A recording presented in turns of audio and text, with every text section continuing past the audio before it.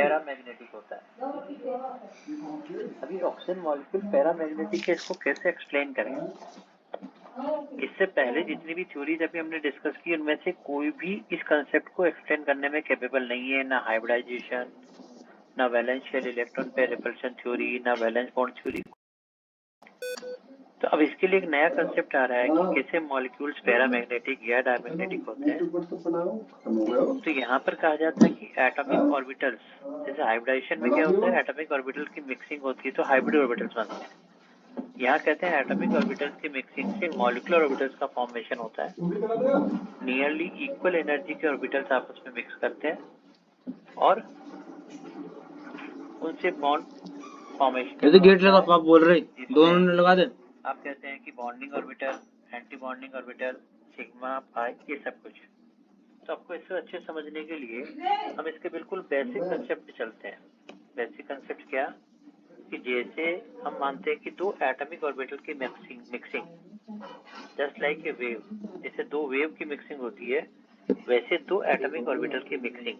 तो mixing of wave से हम लोग इसको समझना शुरू करते हैं। तो हमने एक ये वेव कंसिडर किया और इस वेव में वेव का अपर पार्ट प्लस और वेव के लोअर पार्ट को माइनस रिप्रेजेंट कर रहे हैं। अपर पार्ट प्लस है, लोअर पार्ट माइनस है और वेव का वेव फंक्शन साई। अगर एटॉमिक ऑर्बिटल ए है तो हमने उसको कह दिया साई ए। दूसरी एक वेव, इसको भी ऐसे रिप्रेजेंट किया, इसमें upper part plus lower part minus और एक वेव का वेव फंक्शन साई बी। अब साई ए और साई बी, ये जो दो वेव्स हैं उनकी मिक्सिंग दो तरीके से हो सकती है। एक सेम फेज में होती है तो हम कहते हैं कंस्ट्रक्टिव इंटरफेरेंस, मतलब प्लस का प्लस के साथ, माइनस का माइनस के साथ। तो कंस्ट्रक्टिव इंटरफेरेंस के लिए हमने लिखा Sai A plus psi B. Sai A plus psi B represent कर रहा है कंस्ट्रक्टिव इंटरफेरेंस, और कंस्ट्रक्टिव इंटरफेरेंस में रिजल्टेंट वेव का जो एम्पलीट्यूड होगा वो क्या होगा, बड़ा होगा। दोनों की मिक्सिंग से रिजल्टिंग का एम्पलीट्यूड बड़ा है और ये प्लस माइनस, ये Sai A plus psi B हो गया। जब दो वेव्स को मिला रहे हैं तो हम कहते हैं जब दो एटॉमिक ऑर्बिटल मिक्स होते हैं तो एक बनता है बॉन्डिंग मॉलिक्यूलर ऑर्बिटल। तो जैसे कंस्ट्रक्टिव होता है तो उसको हम कहते हैं बॉन्डिंग। सिमिलरली ये नोट किया आपने? Yes sir.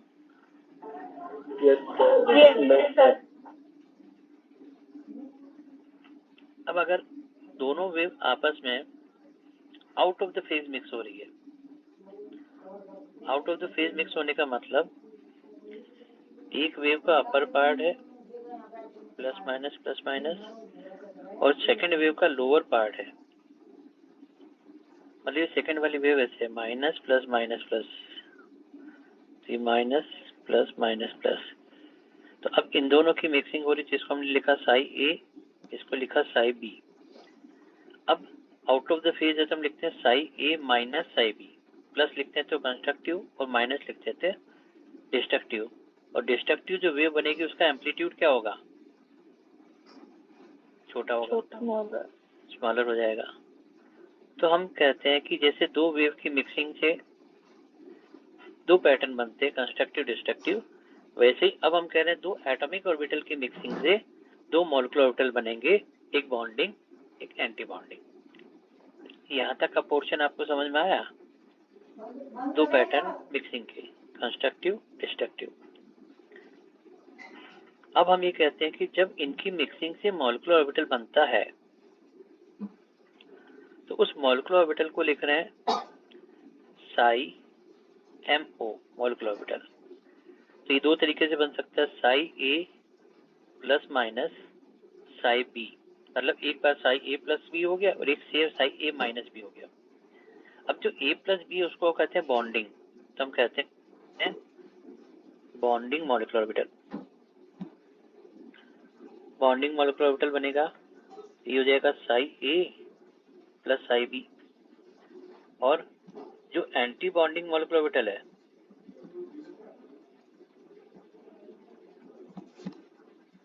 इसको हम कहेंगे Sai A minus psi B, bonding को Sai A plus psi B और एंटी बॉन्डिंग को Sai A minus psi B. अब एटॉमिक ऑर्बिटल के कंपैरिजन में मॉलिक्यूलर ऑर्बिटल में इलेक्ट्रॉन के फाइंडिंग की प्रोबेबिलिटी बताओ। इलेक्ट्रॉन के फाइंडिंग की प्रोबेबिलिटी को कैसे पता करते हैं हम लोग? क्या करते हैं तो हमें इलेक्ट्रॉन की फाइंडिंग की प्रोबेबिलिटी मिल जाती है। हम साई का क्या कर देते हैं? स्क्वायर कर देते हैं।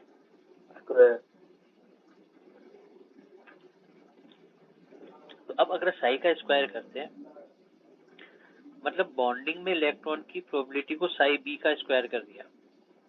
इसका मतलब psi A plus psi B जो था उसका भी स्क्वायर कर दिया।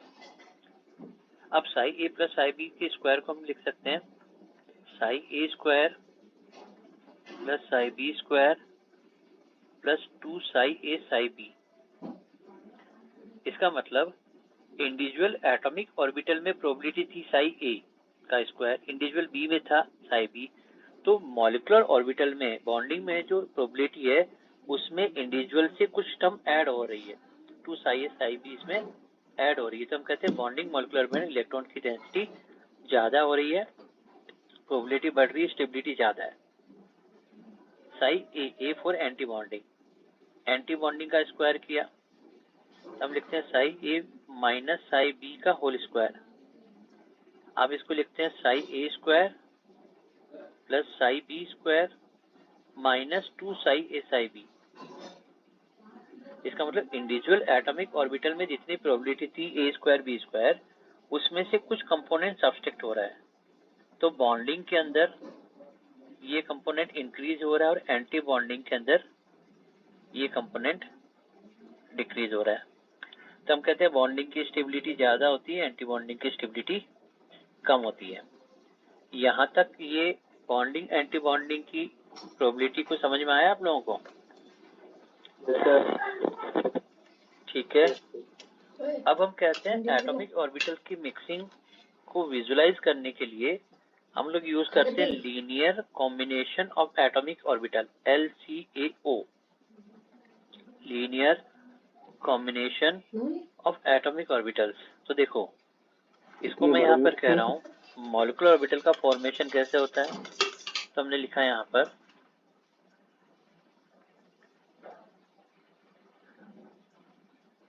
फॉर्मेशन ऑफ मॉलिक्यूलर ऑर्बिटल्स कैसे हो रहे हैं? तो हम कहते हैं linear combination of atomic orbitals. Atomic orbitals के लीनियर कॉम्बिनेशन को लिखते हैं LCAO, linear combination of atomic orbitals. अब देखो एटॉमिक ऑर्बिटल्स आपस में कंबाइन कर रहे हैं लीनियरली तो मॉलिक्यूलर ऑर्बिटल बन रहा है। मैंने लिया 1s, ये 1s, ये 1s। अब एक बार 1s पे मैंने लिखा प्लस प्लस और एक बार लिखा प्लस माइनस। अब जरा मुझे बताएगा प्लस प्लस लिखा उसका मतलब क्या, प्लस माइनस लिखा उसका मतलब क्या है? Bonding. Very good. Plus plus show कर रहा है कि दोनों बॉन्डिंग मॉलिक्यूलर ऑर्बिटल बना रहा है। तो ये बना रहा है एंटी बॉन्डिंग। एंटी बॉन्डिंग को थोड़ा सा रिपल्सिव होते हुए दिखाते हैं। तो यहाँ प्लस प्लस बन गया, ये प्लस माइनस बन गया।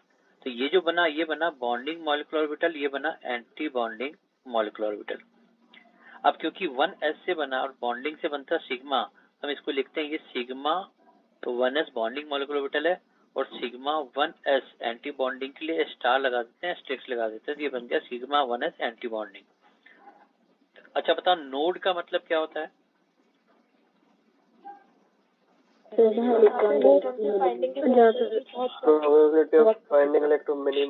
मिनिमम हो, बिल्कुल ठीक बात है। तो जहाँ इलेक्ट्रॉन की प्रोबेबिलिटी फाइंडिंग की कम है, मिनिमम है, तो यहाँ पर देखो इसमें एक नोड नजर आ रहा है। बॉन्डिंग में नोड नहीं लेकिन एंटी बॉन्डिंग में एक नोड है।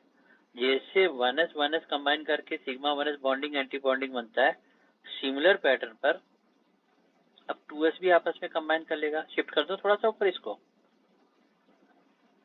Yes sir. ओके, अब जैसे 1s के लिए क्या वैसे ही 2s के लिए भी कर लेते हैं। ये 2s, पर आपकी आवाज कट रही है। आवाज कट रही है, अभी जोड़ देते हैं, रुको। सर थोड़ा सा ऊपर कर ले, अभी कर देते हैं बेटा। वो तेरी उसकी फेसबुक का आईडी पासवर्ड क्या? एक बार जरा मैं चेक करता हूँ कि आवाज क्यों कट रही है। चल लॉग आउट मार के देख ले, मुझे एक चीज की जरूरत थी। सर नहीं कट रही हूँ, शायद नेट कनेक्शन खराब हुआ। सर नहीं कट रही, सर नहीं कट कोई रही। बात नहीं, मैं स्पीड चेक कर लेता हूँ।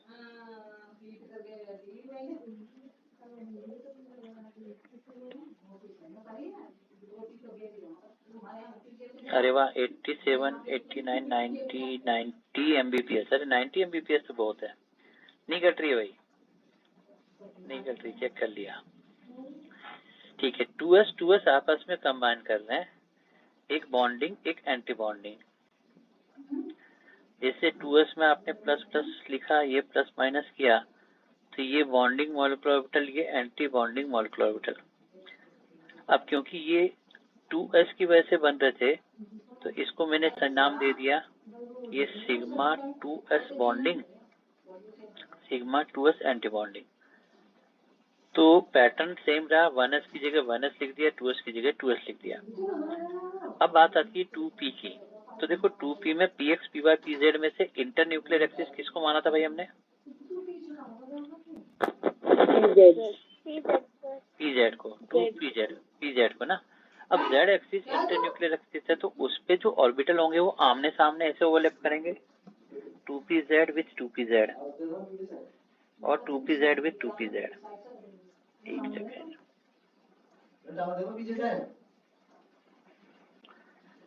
2pz और 2pz, और इसमें हमने कर दिया, ये आमने सामने प्लस प्लस है, माइनस माइनस पीछे, और ये आमने सामने प्लस माइनस है, इस तरीके से।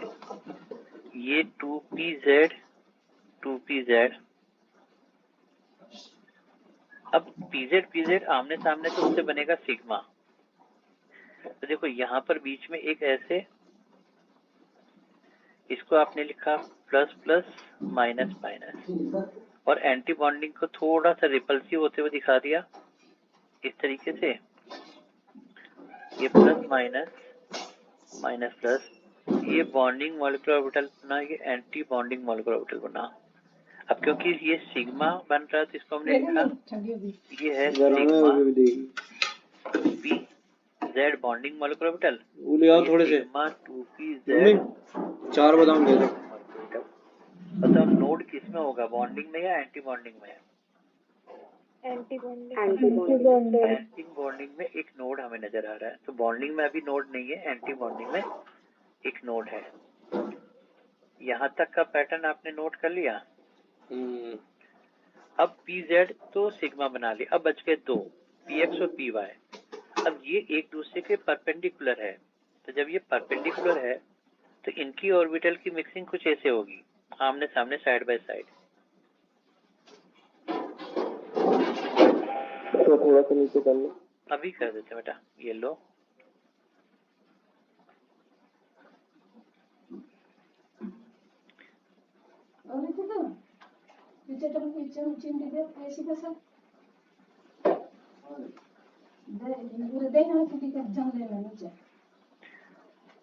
अब अगर एक ये 2px है तो ये भी 2px होना चाहिए, और अगर ये 2py है तो दूसरा भी 2py होना चाहिए। हमने कहा एक 2px है तो ये भी 2px, और ये 2py है तो ये भी 2py। अब ये आमने सामने ओवरलैपिंग करेंगे, side by side plus plus, तो एक बन रहा bonding plus plus minus minus, और एक बन रहा एंटी बॉन्डिंग, एक प्लस माइनस माइनस प्लस। अब जो बॉन्डिंग बना, इसको हमने कहा बॉन्डिंग मॉलिक्यूलर ऑर्बिटल, इसको कहा एंटी बॉन्डिंग मॉलिक्यूलर ऑर्बिटल। अब क्योंकि px से px बना, तो हमने लिखा पाई 2px या फिर पाई 2py बॉन्डिंग मॉलिक्यूलर ऑर्बिटल, और जो एंटी बॉन्डिंग बन रहा है उसको लिख रहे हैं पाई 2px एंटी बॉन्डिंग या फिर पाई 2py एंटी बॉन्डिंग। अब इस बार बॉन्डिंग के अंदर हमें एक नोड नजर आ रही है, आपको भी नजर आ रही है कि यहाँ पे? Very good. तो बॉन्डिंग में केवल नोड इसी में होती है, पाई 2px या पाई 2py में, इसके अलावा किसी बॉन्डिंग में नहीं थी। और एंटी बॉन्डिंग में कितनी नोड नजर आ रही भाई? 2 नोड 2 आ 1 रही है। और यहाँ पर हो गया नोड 2। तो यहाँ पर एंटी बॉन्डिंग में 2 नोड है, नोड 1 नोड 2। तो अगर पूछा जाए which of the following has 2 nodes, तो हम कहेंगे या तो पाई 2px एंटी बॉन्डिंग या पाई 2py एंटी बॉन्डिंग। तो इस तरीके से एटॉमिक ऑर्बिटल्स के लीनियर कॉम्बिनेशन से हमने मॉलिक्यूलर ऑर्बिटल्स का फॉर्मेशन बना लिया। ये केवल अभी जो डिस्कस किया वो केवल अंडरस्टैंडिंग के लिए, समझने के लिए, लेकिन इसको यूज कैसे करते हैं जरा हम समझ लेते हैं। अब देखो, ये नोट कर लिया हो तो आगे बढ़ा दें इसको एक मिनट आराम से, थोड़ी जल्दी।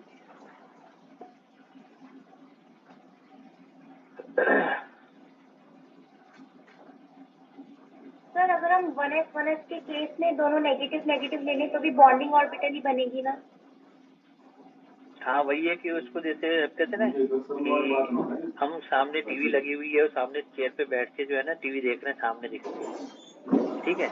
अब हम क्या कर रहे हैं, टीवी को उल्टा कर दिया और हम उसको शीर्षासन कर रहे हैं, मतलब सिर नीचे पैर ऊपर कर दिया और उल्टा करके उसको भी उल्टी कर दी टीवी को, और हम भी उल्टे होकर देख रहे हैं।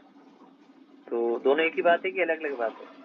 एक ही बात है। एक ही बात। अरे एक ही बात है यार, उसको प्लस माइनस माइनस प्लस को उल्टे होकर देखोगे तो क्या लगेगा? कोई डिफरेंस नहीं है, बहुत से नोट कर लिया भाई सबने? ओके। अब देखो मॉलिक्यूलर ऑर्बिटल थ्योरी में डायग्राम, मॉलिक्यूलर ऑर्बिटल डायग्राम या कैसे बनाते हैं उसको समझने के लिए एक तो पहले हम ले लेते हैं हाइड्रोजन मॉलिक्यूल का एग्जांपल। तो हम कहते हैं ये तो एनर्जी का इंक्रीजिंग ऑर्डर है, नीचे से ऊपर एनर्जी बढ़ रही है। साइड में हम जो है वो एटॉमिक ऑर्बिटल्स बनाते हैं, तो ये साइड में आपने एटॉमिक ऑर्बिटल बना लिया, एटॉमिक ऑर्बिटल बना लिया, लिखा इसको 1s एटॉमिक ऑर्बिटल 1s, और बीच में एक ऊपर एक नीचे ये बनता है मॉलिक्यूलर ऑर्बिटल। तो इसको हम कहते हैं बॉन्डिंग मॉलिक्यूलर ऑर्बिटल, इसको हम कहेंगे एंटी बॉन्डिंग मॉलिक्यूलर ऑर्बिटल।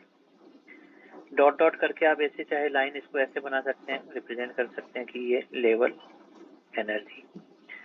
अब 1s आपस में बनाते तो ये sigma 1s bonding molecular orbital और इसको कहा sigma 1s anti bonding molecular orbital, और ये एटॉमिक ऑर्बिटल की एनर्जी है। तो हम कहते हैं बॉन्डिंग मॉलिक्यूलर ऑर्बिटल में एनर्जी इंक्रीज हो रही है, तो ये बॉन्डिंग की energy before bonding increase हो गई है। एंटी बॉन्डिंग है यार, ये इंक्रीज तो एंटी बॉन्डिंग, बॉन्डिंग की तो स्टेबिलिटी बढ़ती है। तो एक काम करते डाउन करते हैं, एनर्जी को डाउन किया तो ये बॉन्डिंग की स्टेबिलिटी बढ़ गई, और इंक्रीज किया तो एंटी बॉन्डिंग मॉलिक्यूलर ऑर्बिटल की एनर्जी इंक्रीज हो गई, स्टेबिलिटी कम हो गई। तो बॉन्डिंग डाउन जा रहा है तो स्टेबिलिटी बढ़ रही है, एंटी बॉन्डिंग अब जा रहा है, एंटी स्टेबिलिटी कम हो रही है।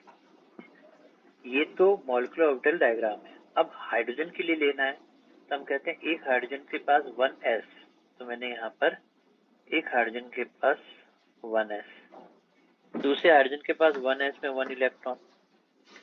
अब मॉलिक्यूलर ऑर्बिटल में इलेक्ट्रॉन्स को फिलअप करने के लिए हम लोग वही रूल यूज करते हैं जो एटॉमिक स्ट्रक्चर में इलेक्ट्रॉनिक कॉन्फ़िगरेशन लिखने के लिए करते हैं, मतलब aufbau principles, Pauli's exclusion principles and Hund's rule. मतलब पहले कम एनर्जी वाला भरेगा, फिर हायर एनर्जी वाला भरेगा, उसके बाद अगर एक ऑर्बिटल में 2 से ज्यादा इलेक्ट्रॉन नहीं भरना है, फिर अगर डीजेनरेट है तो पहले एक एक अनपेयरिंग होगी, उसके बाद पेयरिंग होगी। तो जो रूल हमने एटॉमिक स्ट्रक्चर में लिए थे वही रूल यहाँ पर एसएच एप्लीकेबल करते हैं इलेक्ट्रॉन्स को फिलअप करने के लिए मॉलिक्यूलर ऑर्बिटल में। तो अब जरा बताओ मुझे, 2 इलेक्ट्रॉन है, एक 1s हाइड्रोजन का, इधर से Ha हो गया, इधर से Hb हो गया, 2 एटम हो गए। अब इन दोनों हाइड्रोजन एटम से जो एटॉमिक ऑर्बिटल से इलेक्ट्रॉन मिले उसको मॉलिक्यूलर ऑर्बिटल में भरना, तो कहाँ भरूंगा बताओ? दोनों कहाँ चले जाएंगे? BMO bonding bonding molecule. Bonding molecular orbital में। अब ये हाइड्रोजन मॉलिक्यूल का मॉलिक्यूलर ऑर्बिटल डायग्राम बन गया। अब इसी को अगर मैं जैसे कॉन्फ़िगरेशन लिखता हूँ ना, इलेक्ट्रॉनिक कॉन्फ़िगरेशन, सोडियम के लिए लिखते हैं 1s2 2s2 2p6 3s1, वैसे ही मॉलिक्यूल के लिए मॉलिक्यूलर ऑर्बिटल कॉन्फ़िगरेशन लिखते हैं। तो मैंने लिखा मॉलिक्यूलर ऑर्बिटल कॉन्फ़िगरेशन, ठीक है। अब हमने इसको ऐसे लिखा कि ये है सिग्मा 1s में 2 इलेक्ट्रॉन और सिग्मा 1s एंटी बॉन्डिंग में 0।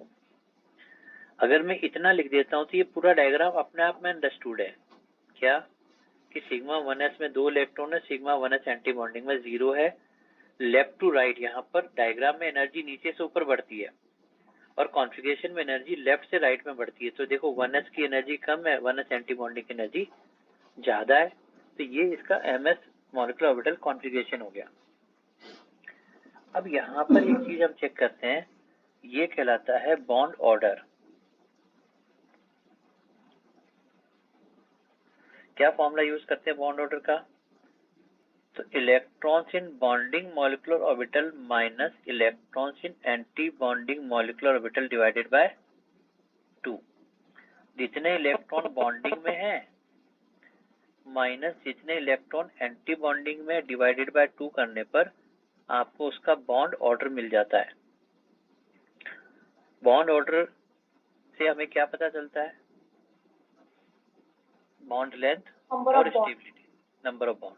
तो आप कहते हैं बॉन्ड ऑर्डर डायरेक्टली प्रोपोर्शनल है उसकी स्टेबिलिटी या फिर स्ट्रेंथ। जितनी ज्यादा बॉन्ड ऑर्डर होगा उसकी स्टेबिलिटी या बॉन्ड की स्ट्रेंथ उतनी ज्यादा होगी। तो ये तो हमें स्टेबिलिटी या स्ट्रेंथ के बारे में पता चलता है। और बॉन्ड ऑर्डर इनवर्सली प्रोपोर्शनल होता है किसके? बॉन्ड लेंथ के। Very good. तो ये हो गया बॉन्ड लेंथ। अगर बॉन्ड का ऑर्डर ज्यादा तो बॉन्ड की लेंथ कम होगी। तो हमें बॉन्ड ऑर्डर से बॉन्ड लेंथ, स्टेबिलिटी या स्ट्रेंथ के बारे में पता चल जाता है। यहाँ तक कहानी सब ठीक है, समझ में आ गई, लेकिन बात तो शुरू हुई थी पैरामैग्नेटिक डायमैग्नेटिक। तो अब बताओ पैरामैग्नेटिक या डायमैग्नेटिक कैसे पता करते हैं? Number of unpaired electron. तो देखो साइड वाले जो एटॉमिक ऑर्बिटल है उनको छोड़ दो, साइड वाले नहीं, बीच वाले जो मॉलिक्यूलर ऑर्बिटल्स हैं उनमें इलेक्ट्रॉन्स को देखो। अगर सारे के सारे पेयर्ड हैं, हम क्या कहते हैं? सारे के सारे पेयर्ड है। ऑल आर पेयर्ड, तो क्या कहेंगे? बॉन्डिंग है एंटी डायमैग्नेटिक या पैरामैग्नेटिक?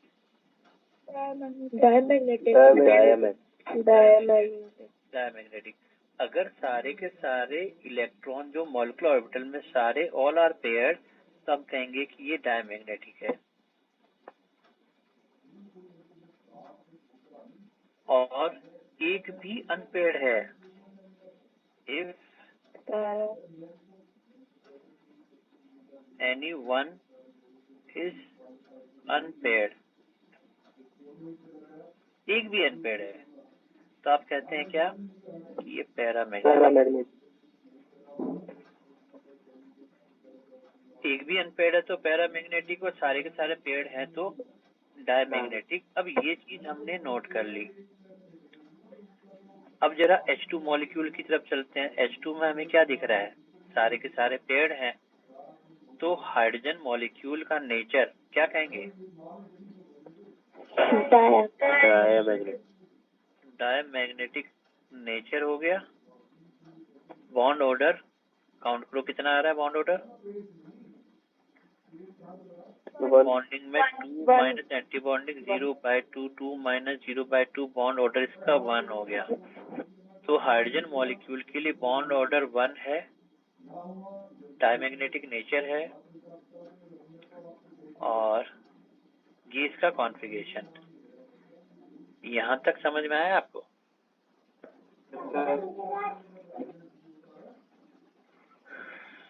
चलो अब यहाँ पर एक क्वेश्चन पूछते हैं। क्वेश्चन में मैंने यहाँ लिखा स्पीसीज, उसका बॉन्ड ऑर्डर और उसका नेचर, ठीक है। अब एक लिखा H2, एक लिखा H2 प्लस और एक लिखा H2 माइनस। अब बताओ H2 का बॉन्ड ऑर्डर तो अभी आपने लिखा 1.0 और नेचर डायमैग्नेटिक, ये तो लिख लिया था, ठीक है। अब H2 प्लस बनाना तो क्या करें, एक इलेक्ट्रॉन एक हटाना पड़ेगा एक हटाना पड़ेगा। तो मैंने कहा एक, देखो H2 में क्या था, एक H था, एक H था, ये दोनों मिलके H2 बन रहा था। लेकिन H2 प्लस में क्या, एक H है और एक H प्लस है, ये दोनों मिलके बन रहा है H2 प्लस। तो H के पास एक इलेक्ट्रॉन, H प्लस के पास 0, तो बॉन्डिंग में एक इलेक्ट्रॉन बचा, बॉन्ड ऑर्डर कितना हो जाएगा, 1/2 या 0.5, और नेचर क्या हो जाएगा, पैरामेट्रिक। अब H2 माइनस में आप लेते हैं, एक H है और एक H माइनस है, दोनों मिलकर के बन गए H2 माइनस। तो H के पास 1 इलेक्ट्रॉन, H माइनस के पास 2, 2 + 1 3, 3 में से 2 बॉन्डिंग में, एक में। अब बॉन्ड कितना हो गया, 1.5। तब देखा ये भी 0.5 हो गया और ये भी पैरामैग्नेटिक। अब अगर क्वेश्चन में पूछा जाए इन तीनों स्पीशीज की स्टेबिलिटी या स्ट्रेंथ का ऑर्डर क्या होगा, 132 sir H2 plus H2 minus. तो देखो H2 तो सबसे ज्यादा होगा, लेकिन H2 प्लस और H2 माइनस दोनों बराबर नहीं होने चाहिए। Yes sir. इसमें H2 एंटी बॉन्डिंग में है, H2 माइनस में वेरी गुड। तो हम यहाँ पे दोनों को इक्वल नहीं कर रहे। बिल्कुल ठीक है, क्योंकि एक इलेक्ट्रॉन बॉन्डिंग में है H2 प्लस में और यहाँ पर एक इलेक्ट्रॉन एंटी बॉन्डिंग में H2 माइनस में, इसलिए H2 प्लस की स्टेबिलिटी ज्यादा है, एंटी बॉन्डिंग में है, इसलिए H2 माइनस की स्टेबिलिटी कम है। तो यहाँ पर दोनों को इक्वल नहीं लिख करके मैंने यहाँ पर H2 प्लस को ज्यादा और H2 माइनस को कम कर दिया।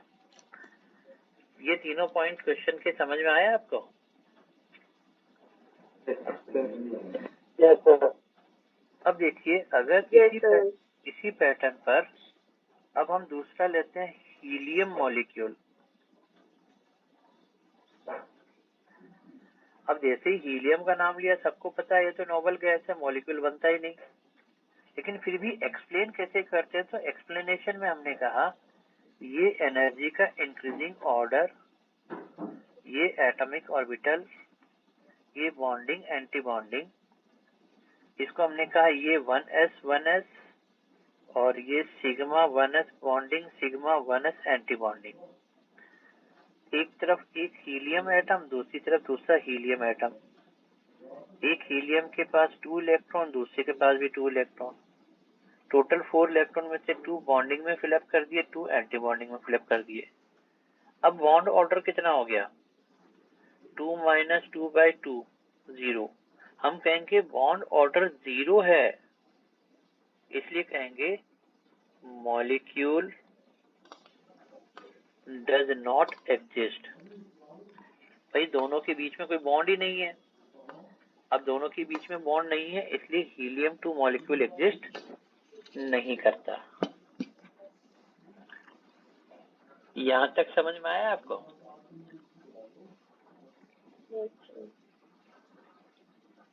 अब एक काम करते हैं, मैं यहाँ पर पेज ऐड करता हूँ और p ऑर्बिटल के लिए 2s और 2p को इंक्लूड करते हुए यहाँ पे डायग्राम बनाता हूँ और उसमें फिर हम लोग, तो यहाँ पर पहले p के लिए ले लेते हैं,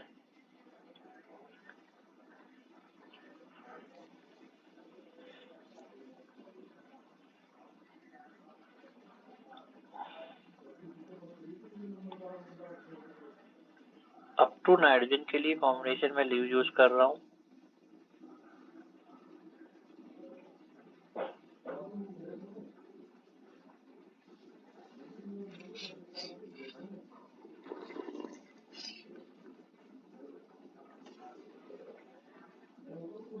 उससे नीचे 2s बना लेते हैं।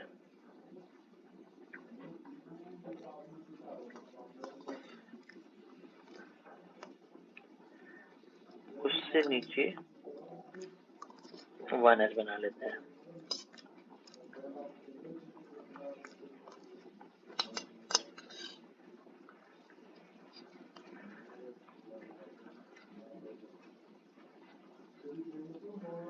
अब देखिए ये 1s sigma 1s bonding sigma 1s anti bonding, उससे ऊपर आ गया 2s sigma 2s bonding sigma 2s anti bonding, ऊपर आ गया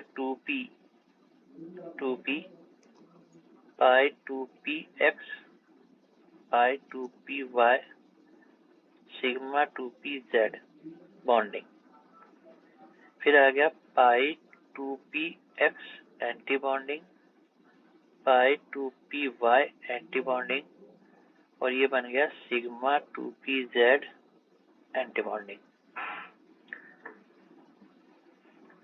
ओके, हाइड्रोजन हीलियम। अब यहाँ से हम शुरू करते हैं सेकंड के बाद lithium beryllium boron carbon nitrogen तक, अप टू नाइट्रोजन का हिसाब किताब हम इस डायग्राम में देखना चाहते हैं। तो पहले मैंने लिया लिथियम 2 मॉलिक्यूल। तो बताओ लिथियम 2 मॉलिक्यूल के लिए 1s में कितने इलेक्ट्रॉन हो गए? 2। 2s में कितने हो गए? 1। 1s2 2s1, ठीक है। अब 1s सिग्मा 1s कंप्लीट भर गया और सिग्मा 2s 2 इलेक्ट्रॉन। तो आपने इसको क्या लिखा? Sigma 1s2 sigma 1s anti bonding 2 sigma 2s2 sigma 2s anti bonding 0। ये लिथियम के लिए हो गया। अब लिथियम के लिए अगर आपसे पूछा जाए इसका बॉन्ड ऑर्डर क्या होगा, तो देखो डायग्राम दिख रहा है। तो देखो एक तरीका है, या तो total bonding minus anti bonding करो, तब तो बॉन्डिंग में 2 + 2 4 दिख रहे हैं, एंटी बॉन्डिंग में 2 दिख रहे हैं। अब क्योंकि 1s का तो आपस में कैंसिल आउट हो रहा है बॉन्डिंग एंटी बॉन्डिंग, तो सिंप्लिसिटी के लिए हम लोग क्या करते हैं, केवल आउटर मोस्ट ले लेते हैं। आउटर मोस्ट बॉन्डिंग में 2 है, तो हमने कहा बॉन्ड ऑर्डर हो गया कितना? 2s बॉन्डिंग में 2 है -0 anti bonding by 2, bond order हो गया 1। और इसकी नेचर क्या कहेंगे, पैरामैग्नेटिक या डायमैग्नेटिक? क्योंकि पेड़ है तो हमने कह दिया ये डायमैग्नेटिक, ठीक है। लिथियम के बाद नेक्स्ट आ गया 1 2, इसको 3 होना चाहिए था। नेक्स्ट आ गया बेरिलियम 2 मॉलिक्यूल। अब 1s2 2s2, बेरिलियम में 2s में 2, तो यहाँ पर क्या हो गया, एक इलेक्ट्रॉन और ऐड हो गया। ये इलेक्ट्रॉन कहाँ जाएंगे? एंटी बॉन्डिंग में जाएंगे। अगर मुझे कॉन्फ़िगरेशन लिखना है तो मैं क्या लिखूंगा? Sigma 1s2 1s anti bonding 2 sigma 2s2 sigma 2s anti bonding 2। लेकिन जब बॉन्ड ऑर्डर की बारी आएगी तो हम कहेंगे बॉन्ड ऑर्डर 2 - 2/2 0। अब अगर मॉलिक्यूल में बॉन्ड ऑर्डर 0 तो हम क्या कहेंगे? does not exist। अब देखो हीलियम 2 नहीं एग्जिस्ट करता, वो तो हम सबको पता है, क्यों? क्योंकि नोबल गैस है। Yes sir. लेकिन बेरिलियम तो नोबल गैस नहीं है, फिर भी बेरिलियम 2 एग्जिस्ट नहीं करता। This can be explain only on the basis of molecular orbital theory. केवल मॉलिक्यूलर ऑर्बिटल थ्योरी से ही इसको समझा सकते हैं, क्योंकि बॉन्ड ऑर्डर 0 है। बेरिलियम के बाद नेक्स्ट कौन सा आ गया? B2 molecule, boron. अब यहाँ पे इम्पोर्टेंट देखना जरा, 1s 2s पूरा भर गया, अब 2p, बोरोन के पास 2p में एक इलेक्ट्रॉन, इधर भी 2p में एक इलेक्ट्रॉन, 1s2 2s2 2p1। अब ये इलेक्ट्रॉन कहाँ फिलअप होंगे? एक एक करके पाई में। एक एक इलेक्ट्रॉन पाई में क्यों भेजा? क्योंकि हुंस रूल ये कहता है कि डीजेनरेट ऑर्बिटल्स के अंदर पहले अनपेयरिंग होती है, फिर पेयरिंग, एक एक इसमें भर गए। अब इसके अंदर बॉन्ड ऑर्डर, अच्छा पहले कॉन्फ़िगरेशन लिख लेता हूँ। मैंने लिखा सिग्मा 1s में 2 है, सिग्मा 1s एंटी बॉन्डिंग में 2, sigma 2s 2, sigma 2s anti bonding 2। अब पाई जो है वो दोनों पैरेलल है, तो हम कहते हैं पाई 2p x में 1 है, पाई 2p y में 1 है, और सिग्मा 2p z में 0, उससे ऊपर 0। अब बताओ बॉन्ड ऑर्डर क्या लिखेंगे? तो बॉन्ड ऑर्डर हमारे पास 2 माइनस 0 बाय -4/2। तो देखो यहाँ पर हम केवल इसको छोड़ देते हैं। देखो 1s 2s तो भर गया, मुझे केवल इसको देखना, आउटर मोस्ट को। तो देखो बॉन्डिंग में 2 है, एंटी बॉन्डिंग में 0 है बाय 2, तो हमने लिखा 2 माइनस 0 बाय 2। बॉन्ड ऑर्डर क्या हो गया? 2 माइनस 0 बाय 2। और नेचर क्या हो गई?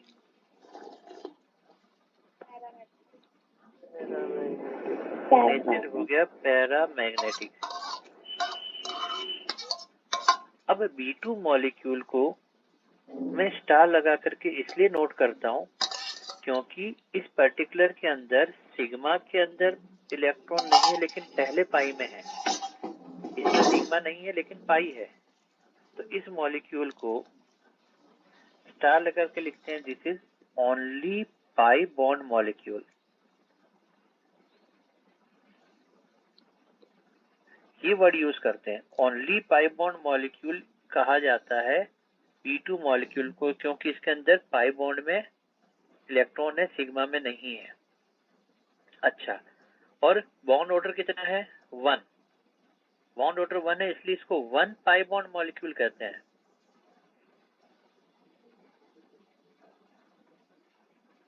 This is specific for B2 molecule. इसको 1 पाई बॉन्ड मॉलिक्यूल या ओनली पाई बॉन्ड मॉलिक्यूल कहते हैं, क्योंकि इसमें सिग्मा के अंदर इलेक्ट्रॉन नहीं है, ओनली पाई बॉन्ड में, इसलिए ओनली पाई बॉन्ड मॉलिक्यूल। ये केवल मॉलिक्यूलर ऑर्बिटल थ्योरी का कंसेप्ट है और किसी का नहीं।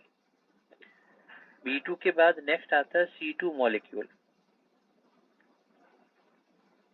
Carbon, C2 molecule. अब C2 मॉलिक्यूल में क्या होगा? इलेक्ट्रॉन भरे हम, कहाँ पे चले गए? 1s 2s, और 2p में कितने हो गए? 2। अब टोटल हो गए 2 + 2 4। कहाँ जाएंगे? पाई के अंदर पेयरिंग में। अभी भी इसके अंदर पाई में ही इलेक्ट्रॉन है, सिग्मा में नहीं है। तो एक काम करते हैं, पहले तो कॉन्फ़िगरेशन लिखते हैं इसका। मैंने इसको लिखा sigma 1s 2, sigma 1s anti bonding 2, sigma 2s 2, sigma 2s anti bonding 2। ठीक है, अब पाई के अंदर क्या हो गया? पाई 2p x 2 है, पाई 2p y में 2 है, सिग्मा 2p z में 0 है। बॉन्ड ऑर्डर कितना हो जाएगा? कितना होगा भाई? 2 4 माइनस 0 बाय 2। और नेचर क्या कहेंगे? डायमैग्नेटिक।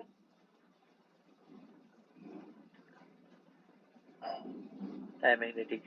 अब इसमें भी हमने इसको भी स्टार लगा करके कहा कि ये भी ओनली पाई बॉन्ड मॉलिक्यूल है।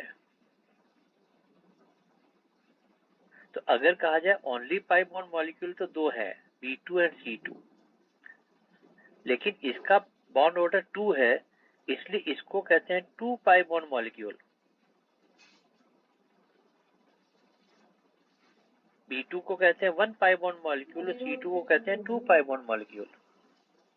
तो यहाँ डिफरेंस आ गया लेकिन अगर ओनली पाई बॉन्ड मॉलिक्यूल कहेंगे तो कौन कौन हो गए, B2 and C2।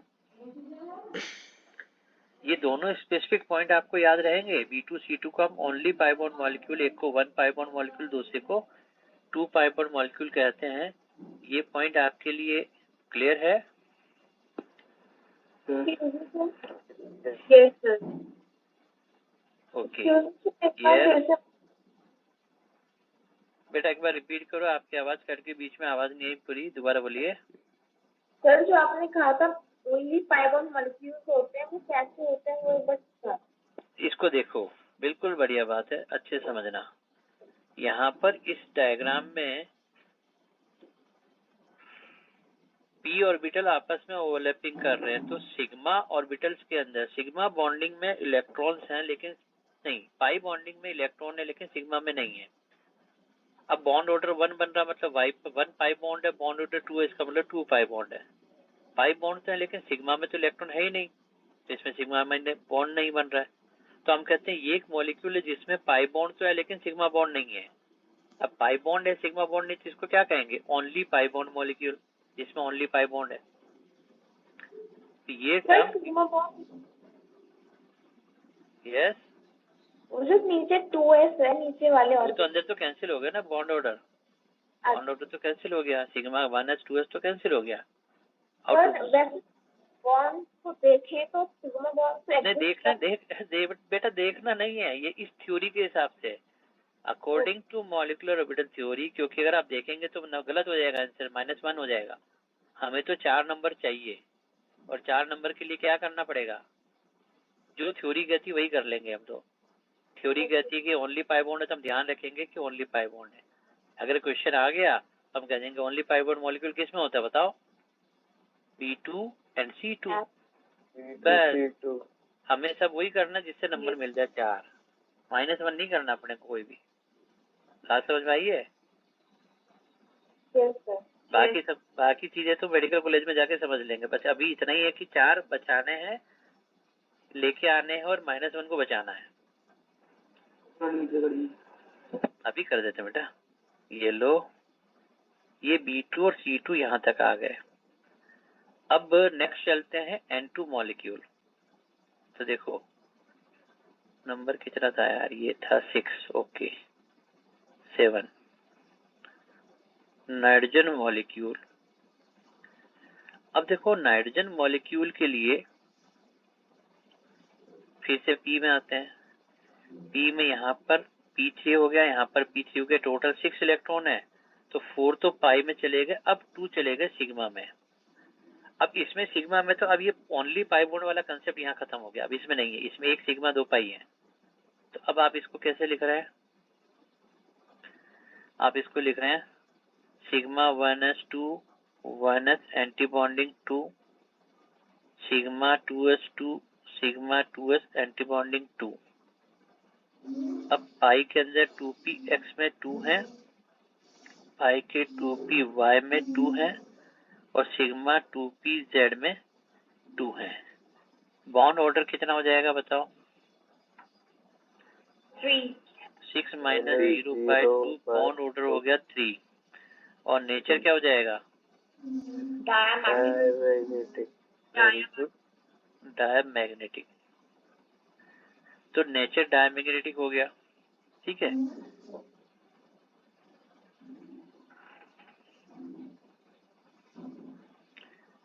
Up to nitrogen का कहानी इस पैटर्न से चल रही थी, लेकिन जैसे ही नाइट्रोजन के बाद ऑक्सीजन आएगा, ऑक्सीजन में क्या होगी, इलेक्ट्रॉन्स में पेयरिंग, पेयरिंग में रिपल्शन की पेयरिंग एनर्जी, और उस पेयरिंग एनर्जी के इंटरेक्शंस की वजह से इस सिग्मा और पाई बॉन्ड का जो सीक्वेंस है बॉन्ड ऑर्डर इसमें बॉन्डिंग में, ये सीक्वेंस नाइट्रोजन के बाद ऑक्सीजन ऑनवर्ड चेंज हो जाता है, ऑक्सीजन ऑनवर्ड चेंज हो जाता है।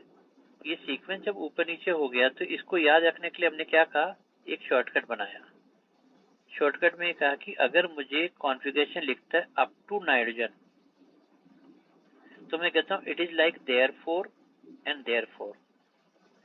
अप टू नाइट्रोजन ये देयरफॉर वाला कॉम्बिनेशन है, देयरफॉर दिख रहा है ये वाला, ये देखो ये 3 ऊपर है 3 नीचे है, it is just like therefore and therefore, ठीक है। और ऑक्सीजन ऑनवर्ड क्या हो जाता है, ऑक्सीजन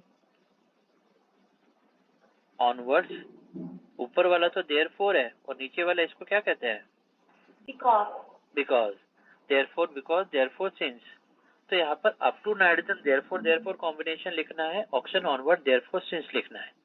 तो अब मैंने यहाँ पर 1s और 2s को छोड़ करके केवल 2p के लिए कॉम्बिनेशन को यहाँ लिख लेता हूँ मैं। तो मैंने एनर्जी का ऑर्डर p के अंदर, अब ये देयरफॉर सिंस इस तरीके से बना लेते हैं।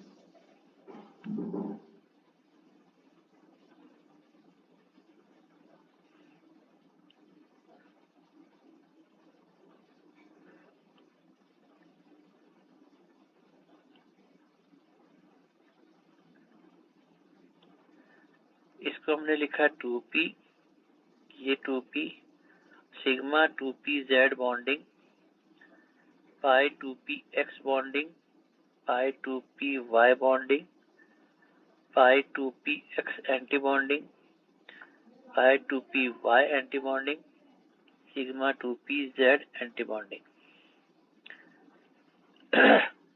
अब ऑक्सीजन मॉलिक्यूल के लिए तो नंबरिंग में यहाँ पर था 7, ठीक है। तो 7 के बाद मैं यहाँ पर 8 से शुरू करता हूँ, O2 मॉलिक्यूल। अब 1s 2s और 2p4, p में 1 2 3 4, इधर भी p के अंदर 1 2 3 4। ऑक्सीजन मॉलिक्यूल में 4 + 4 8 इलेक्ट्रॉन्स हैं। तो आउट ऑफ 8 6 तो चले गए बॉन्डिंग में और रिमेनिंग 2 कहाँ गए, एंटी बॉन्डिंग में। अब पहले sigma 1s 2 sigma 1s anti bonding 2, sigma 2s 2 2s anti bonding 2।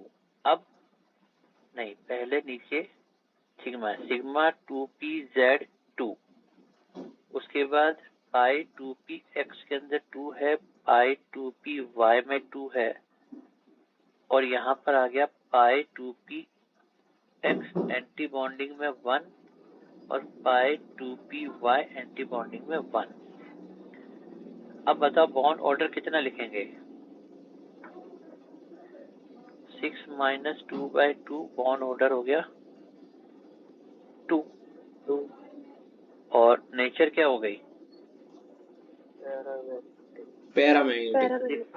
तो देखो कहानी यहीं से तो शुरू हुई थी। हमने कहा था किसी को पता चला कि ऑक्सीजन मॉलिक्यूल पैरामैग्नेटिक है, सबसे पूछा बताओ कैसे। तो अब मॉलिक्यूलर ऑर्बिटल थ्योरी से हमने पता कर लिया कि ऑक्सीजन मॉलिक्यूल पैरामैग्नेटिक होता है। क्यों होता है, क्योंकि एंटी बॉन्डिंग में 2 अनपेड इलेक्ट्रॉन प्रेजेंट है। ये समझ में आया आपको।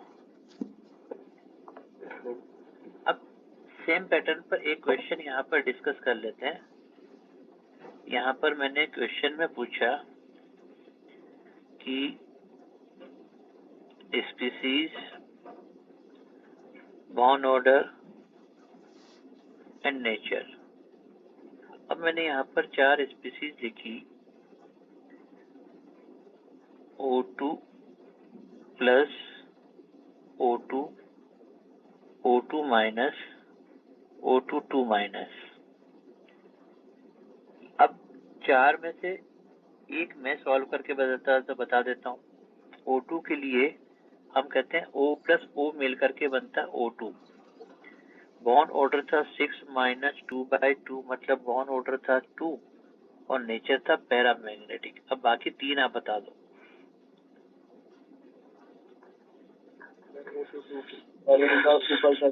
चलो O2 प्लस के लिए बताओ, O2 प्लस कैसे बनाएंगे, इलेक्ट्रॉन हट जाएगा।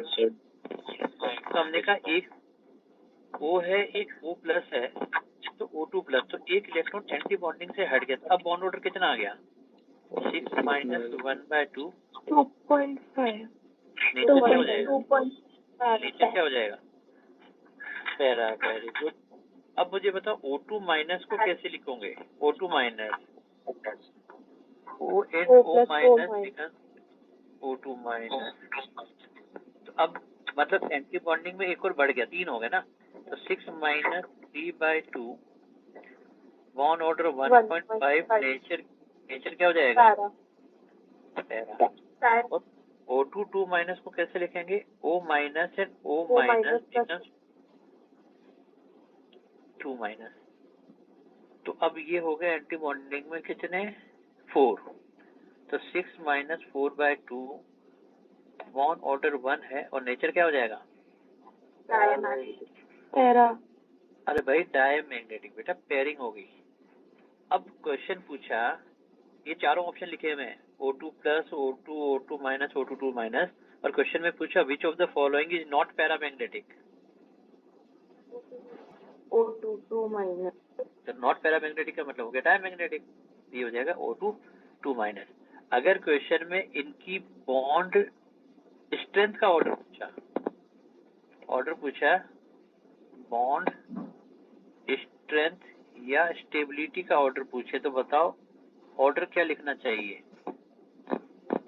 O2 प्लस फिर O2 positive, O2 minus, then O2 2 और negative, O2 2 negative. Very good. तो हमने बॉन्ड ऑर्डर के हिसाब से देखा 2.5 to 1.51, तो ये बॉन्ड स्ट्रेंथ का ऑर्डर तो आपने ऐसे बना लिया। अच्छा, और अगर मुझे बॉन्ड लेंथ का ऑर्डर पूछा होता तो क्या करेंगे? रिवर्स हो जाएगा। रिवर्स कर देंगे, ठीक है। तो अब मैंने यहाँ पर O2 2 माइनस को सबसे ज्यादा, फिर O2 माइनस, फिर O2, फिर O2 प्लस, तो inversely proportional to bond length, ठीक है। ये ऑक्सीजन मॉलिक्यूल के लिए हो गया। अच्छा, अब अगर मैं यहाँ पर 8 था तो अब 9, फ्लोरीन मॉलिक्यूल के लिए लिखेंगे तो क्या लिखूंगा? 1 लिख, कहाँ जाएंगे आप? ज्यादा ऊपर चलेगा, ये रहा। P में आ गए 5, इसमें P में आ गए 5, तो यहाँ पर इलेक्ट्रॉन बढ़ गए। तो अब इसका F2 का बॉन्ड ऑर्डर क्या हो जाएगा? जस्ट लाइक यहाँ पर bond order just like O2 2 minus, ये हो जाएगा 6 माइनस 4/2, बॉन्ड ऑर्डर हो गया 1 और नेचर क्या हो जाएगा? डायमैग्नेटिक हो गया। और सबसे लास्ट में मैं यहाँ लिखता हूँ नियॉन मॉलिक्यूल, करे नियॉन Ne, नियॉन 2 मॉलिक्यूल। अब कुछ भी लिखने की जगह मैं केवल क्या लिख रहा हूँ? लिख रहा हूँ bond order 0 molecule does not exist. Very good. तो यहाँ पर बॉन्ड ऑर्डर 0 है, मॉलिक्यूल डज नॉट एग्जिस्ट। तो देखो मॉलिक्यूलर ऑर्बिटल थ्योरी में अप टू नियॉन तक का ही कॉम्बिनेशन देखा जाता है, पूछा जाता है, समझा जाता है, लेकिन इसमें एक इम्पोर्टेंट पोर्शन और है। यहाँ तक नोट कर लिया आपने? Yes sir. तो अब देखो मैंने यहाँ पर लिखा हेट्रोन्यूक्लियर डाई एटॉमिक मॉलिक्यूल। अभी तक जितने एग्जाम्पल लिए थे उसमें दोनों एटम एक जैसे थे, H2 था तो दोनों सेम थे, N2, O2, F2, इस टाइप से, तो दोनों एटम सेम थे तो कहा होमोन्यूक्लियर। लेकिन अब दोनों एटम डिफरेंट हैं। अब यहाँ पर एग्जाम्पल में फर्स्ट एग्जाम्पल लिया NO, ये नो नहीं लिखा हुआ है, क्या लिखा है? NO क्या कहते हैं?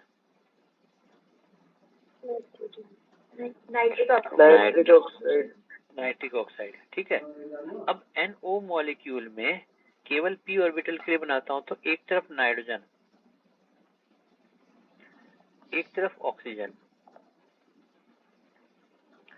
ठीक है, एनर्जी का इंक्रीजिंग ऑर्डर। अब इलेक्ट्रोनेगेटिविटी जिसकी ज्यादा है उसको थोड़ा सा नीचे, जिसकी कम है उसको थोड़ा सा ऊपर। देखो वहां पर एनर्जी का लेवल बराबर रहता था, यहाँ पर थोड़ा सा अनइक्वल कर दिया।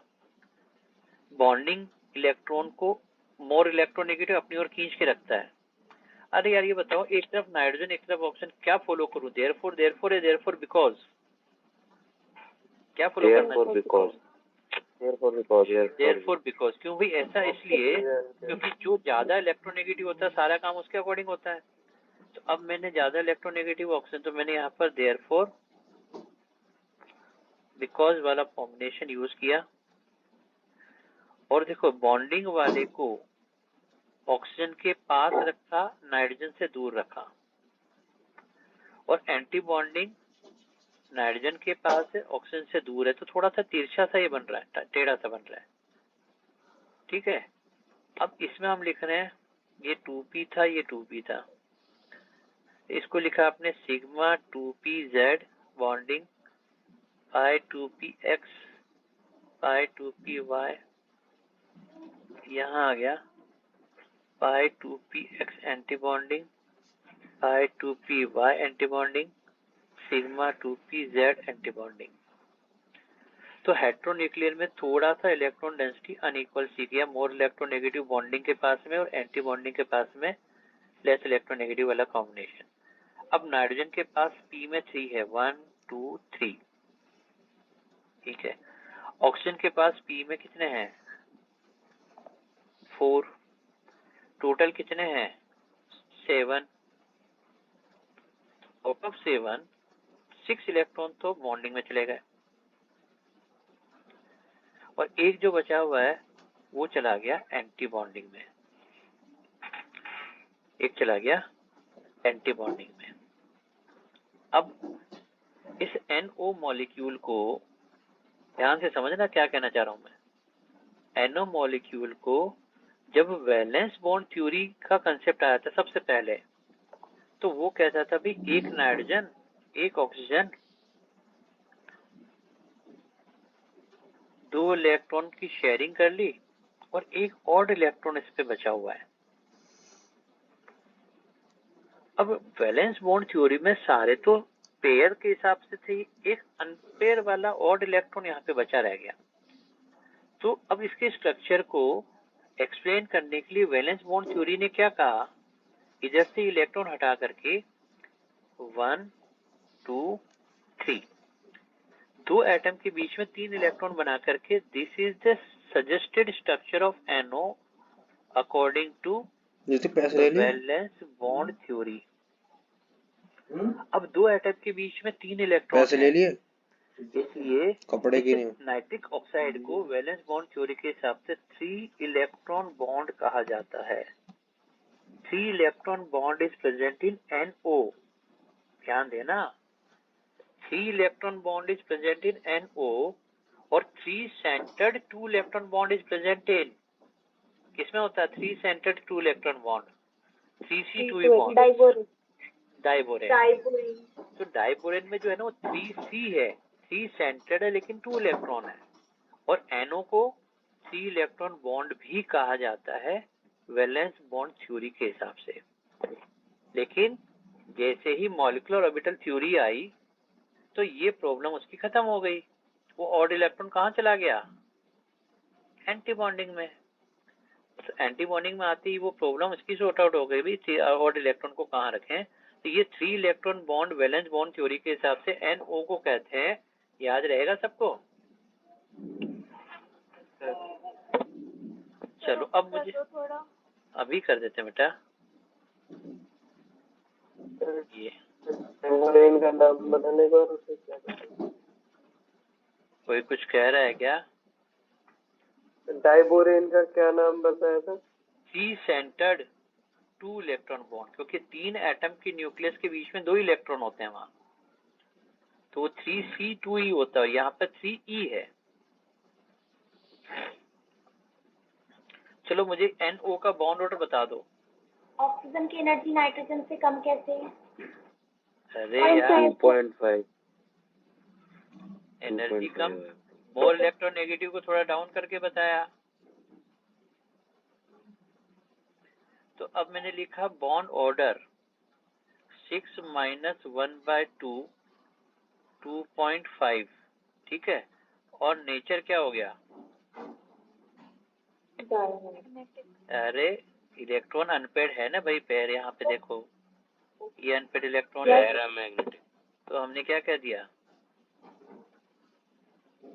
पैरामैग्नेटिक। अब मेरा क्वेश्चन है कि जब मैं NO को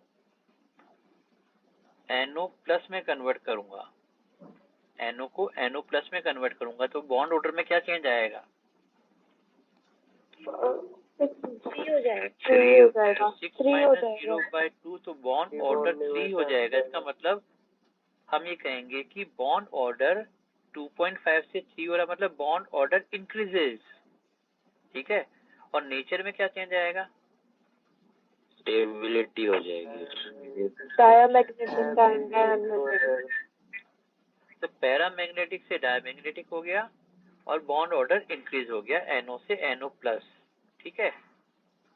अब यहां तक नोट करने के बाद सबसे ज्यादा इम्पोर्टेंट, तो मैंने यहाँ पर double star to the power star, अरे पावर डबल स्टार लो, double star to the power double star का मतलब क्या हो गया? Very important. अरे जबरदस्त इम्पोर्टेंट, ठीक है। अब यहाँ पर CO के मॉलिक्यूल के लिए एक तरफ मैंने लिया C, इसी में कर दूं क्या हिसाब किताब? एक तरफ C है, एक तरफ O है। C के पास 2 इलेक्ट्रॉन, O के पास 4 इलेक्ट्रॉन, 1 इलेक्ट्रॉन यहां से मैंने कम कर लिया, ठीक है। अब CO के लिए 2 इलेक्ट्रॉन इधर, 4 6 को बॉन्डिंग में चले गए। तो अब मेरे पास कार्बन मोनोऑक्साइड के लिए बॉन्ड ऑर्डर कितना लिखा मैंने?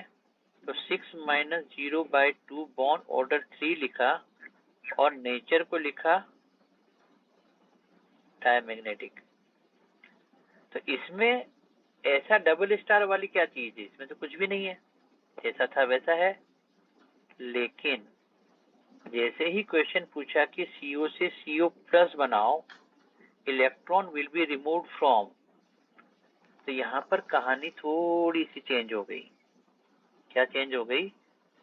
कि यहाँ पर, हाँ, यहाँ पर जो 2s है ना, यहाँ पर 2s, उस 2s में से 2s का जो एंटी बॉन्डिंग था, वो एंटी बॉन्डिंग की energy, sigma 2s anti bonding की एनर्जी इन सभी पर है, ठीक है।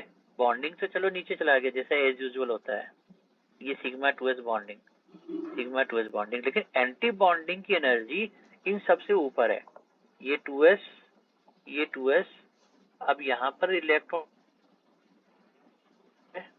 2, यहाँ 2 इलेक्ट्रॉन्स को फिलअप किया, अभी यहाँ पर 2 इलेक्ट्रॉन्स हैं। अब इलेक्ट्रॉन जब रिमूव करेंगे तो कहां से करेंगे? जिसकी एनर्जी ज्यादा।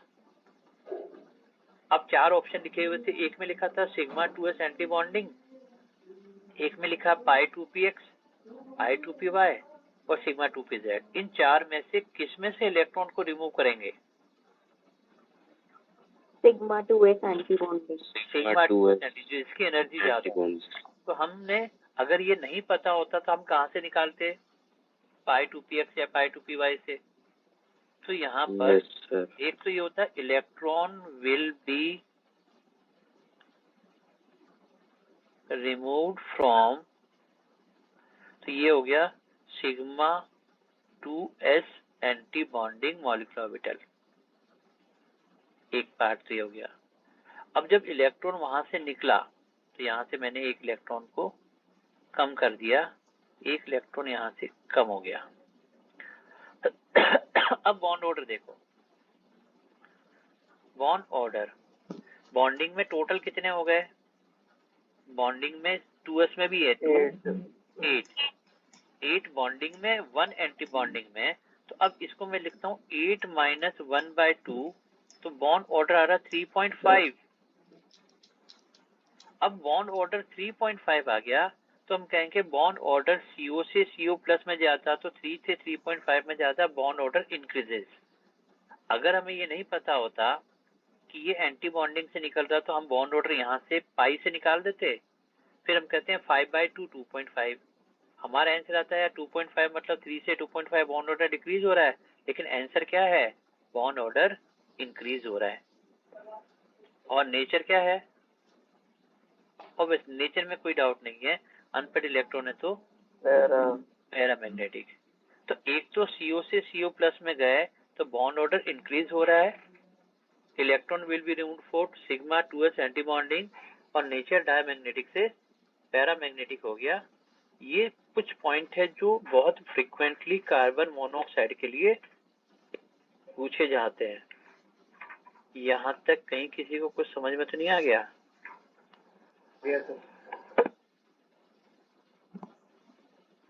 नोट तो नहीं कर लिया किसने? कर लिया सर। चलो अब एक और यहाँ ऐड कर लेते हैं, और वो है CN माइनस साइनाइड। इसमें कोई एक्सेप्शन नहीं है, एज यूजुअल है।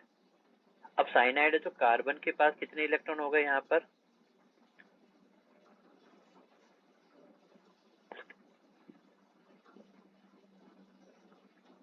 चलो कार्बन के पास कितने हो गए? 1 2। नाइट्रोजन के पास कितने हो गए?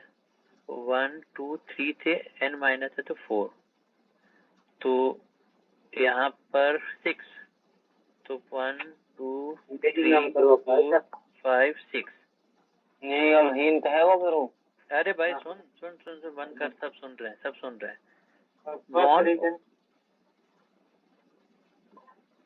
बॉन्ड ऑर्डर कितना हो जाएगा बताओ? और नेचर क्या हो जाएगा? डायमैग्नेटिक। ठीक है, तो अब साइनाइड के लिए बॉन्ड ऑर्डर 3 हो गया, नेचर डायमैग्नेटिक हो गया। अब यहाँ पर एक कॉम्बिनेशन देखना, बॉन्ड ऑर्डर 3 और डायमैग्नेटिक में कौन कौन है? NO। N में क्या है? नहीं, NO plus, bond order 3 diamagnetic. ठीक है, इधर NO प्लस के बाद कौन है? CO, बॉन्ड ऑर्डर 3 डायमैग्नेटिक, और इधर CN minus, bond order 3 diamagnetic. तो मैंने क्या लिखा? NO plus CO CN minus,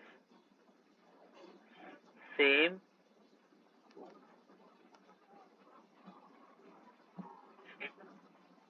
nature.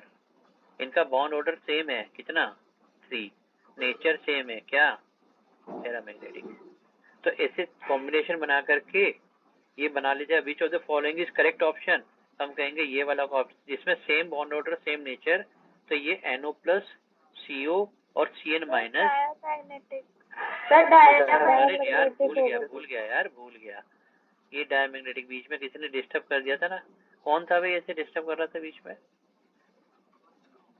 चलो ये कॉम्बिनेशन समझ में आया आपको?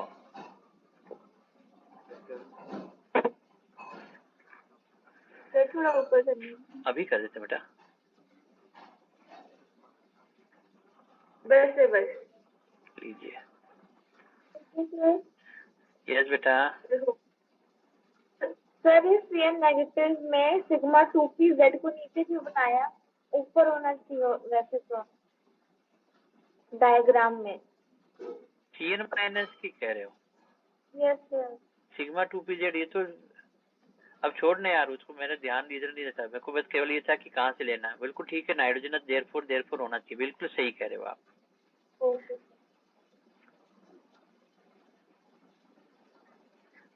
मेन पॉइंट है कि बॉन्ड ऑर्डर कितना है और नेचर कैसा है। यहाँ तक मेरे ख्याल से शायद किसी को कुछ समझ में नहीं आया और किसी ने नोट नहीं किया, तो अब आगे बढ़ जाते हैं। अभी तक जितने बॉन्ड हमने पढ़े, sigma bond, pi bond, covalent bond, coordinate bond, ionic bond, वो सब बढ़िया स्ट्रॉन्ग वाले बॉन्ड है। और इनमें सबसे जो स्ट्रेंथ जिसकी कम है वो होता है हाइड्रोजन बॉन्ड। तो अब हम बात कर रहे हैं हाइड्रोजन बॉन्डिंग की। बताओ हाइड्रोजन बॉन्डिंग कब कब ऑब्जर्व होती है? नाइट्रोजन ऑक्सीजन फ्लोरीन जब हाइड्रोजन बहुत ज्यादा होता है। इलेक्ट्रॉन। वेरी गुड, बिल्कुल सही कहा। When hydrogen is directly attached with most electronegative element fluorine, oxygen और नाइट्रोजन। ये हाइड्रोजन जब डायरेक्टली फ्लोरीन, ऑक्सीजन, नाइट्रोजन के साथ कनेक्टेड है तब हम कहते हैं कि ये हाइड्रोजन बॉन्डिंग शो करता है। एग्जाम्पल लिया फ्लोरीन, तो ये हुआ HF।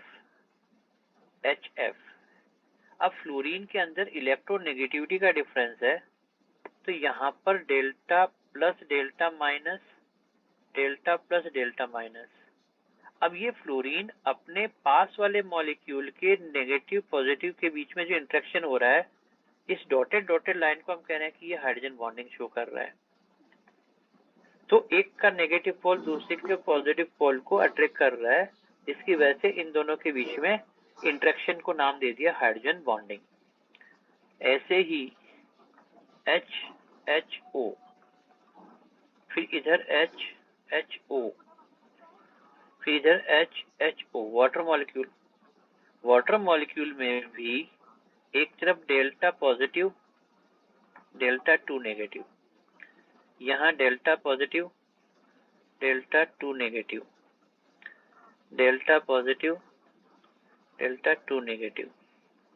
अब अपोजिट पोल्स एक दूसरे को अट्रैक्ट कर रहे हैं, तो एक हाइड्रोजन बॉन्ड तो इस तरफ, एक इस तरफ, दो तो हाइड्रोजन बॉन्ड ऑक्सीजन के थ्रू बने, दो हाइड्रोजन के थ्रू बने। इधर भी ऑक्सीजन 2 बना रहा है, हाइड्रोजन 2 बना रहा है, इधर भी हाइड्रोजन 2 बना रहा है, ऑक्सीजन 2 बना रहा है। तो एक वाटर मॉलिक्यूल मैक्सिमम कितने हाइड्रोजन बॉन्ड शो कर सकता है भाई? 4। तो मैक्सिमम 4 हाइड्रोजन बॉन्ड शो करता है। कब? जब ये अपनी आइस की फॉर्म में होता है। लेकिन जब ये वाटर लिक्विड की फॉर्म में होता है तो ये मैक्सिमम अप टू 2 और 3 हाइड्रोजन बॉन्ड ही शो करता है। और इसी वजह से 4 हाइड्रोजन बॉन्ड बनाने के चक्कर में इसके बीच में एम्प्टी स्पेसेस बन जाते हैं। एम्प्टी स्पेसेस हम कहते हैं केज लाइक स्ट्रक्चर बन जाता है, और केज लाइक स्ट्रक्चर की वजह से वॉल्यूम बढ़ जाता है। डेंसिटी क्या हो जाती है आइस की? आइस की डेंसिटी कम होती है, तो इस चार्ज कम हो जाती है। तो हम कहते हैं हाइड्रोजन बॉन्डिंग की वजह से आइस एंड वाटर, इसकी डेंसिटी कम है और इसकी डेंसिटी ज्यादा है। Ice can float into the water, ice की डेंसिटी कम हो गई। अच्छा, अमोनिया, अमोनिया में भी एग्जांपल ले लेते हैं। NH3NH3, यहाँ पर भी आप कह सकते हैं कि हाइड्रोजन बॉन्डिंग शो करता है।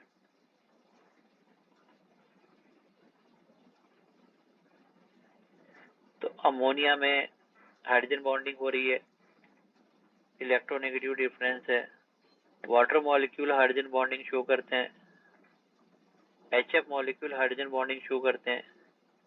ये सभी जो हाइड्रोजन बॉन्डिंग है ये विदिन नहीं, इन बिटवीन 2 मॉलिक्यूल है। HF के 2 मॉलिक्यूल, H2O के 2 मॉलिक्यूल, अमोनिया के 2 मॉलिक्यूल। तो इसको किस कैटेगरी में रखते हैं? इंटरमॉलिक्यूलर कहें या इंट्रामॉलिक्यूलर? इंटरमॉलिक्यूलर। अभी ये सब इंटरमॉलिक्यूलर हाइड्रोजन बॉन्ड ये शो कर रहे हैं। ये सारे तो ऐसे हैं। अच्छा, जो सेकंड कैटेगरी होती है वो होती है इंट्रा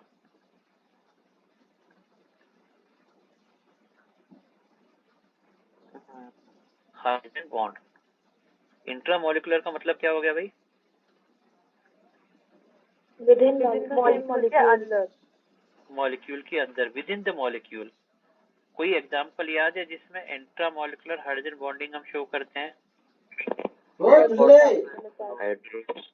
नाइट्रोफिनॉल। एक तो हो गया ऑर्थो नाइट्रोफिनॉल, ठीक है। देखते रहे, एक मैं हम पढ़ रहा हूँ या क्या कहते हैं कर रहा हूँ। सैलिसाइल एल्डिहाइड, आ जाएंगे को आ जा। एक हम कहते हैं सैलिसिलिक देख एसिड। देख इधर तो देख, अब ट्रेलर देख रहा हूँ मैं। तो ये सभी इंट्रामोलिकुलर हाइड्रोजन बॉन्डिंग के एग्जांपल है, ठीक है। अब ये बताओ, जो हाइड्रोजन बॉन्डिंग हम देख रहे हैं वो नाइट्रोजन, ऑक्सीजन और फ्लोरीन में देख रहे हैं। क्या क्लोरीन हाइड्रोजन बॉन्डिंग शो करता है? यस सर, पर यस कुछ सर, कुछ केसेस में करते हैं। कुछ केसेस में। कौन सा केस है वो कुछ वाला? कौन सा, जरा नाम बताओ तो उसका। कौन है कुछ? कौन सा वाला है कुछ में? क्रिएटिन फॉर्म करता है सर क्लोरो सर क्लोरल में, सर क्लोरल में हाइड्रोजन। और बताओ। सर लेन हाइड्रेट नहीं। सर क्लोरोहाइड्रेट में और क्लोरल हाइड्रेट। ठीक है, देखो बिल्कुल सही है। तो अब यहाँ क्या करते हैं, ये तो सब हमने पढ़ा हुआ है। अब यहाँ डबल स्टार, पावर स्टार लगा करके एक एग्जांपल तो ये लेते हैं। नहीं, तीनों स्टार अभी करते हैं, रुक जा। तीनों स्टार सेम कलर के नहीं होते, एक दो ब्राउन है तो एक पिंक होना चाहिए था। ठीक है, अब ले भाई, ये लो।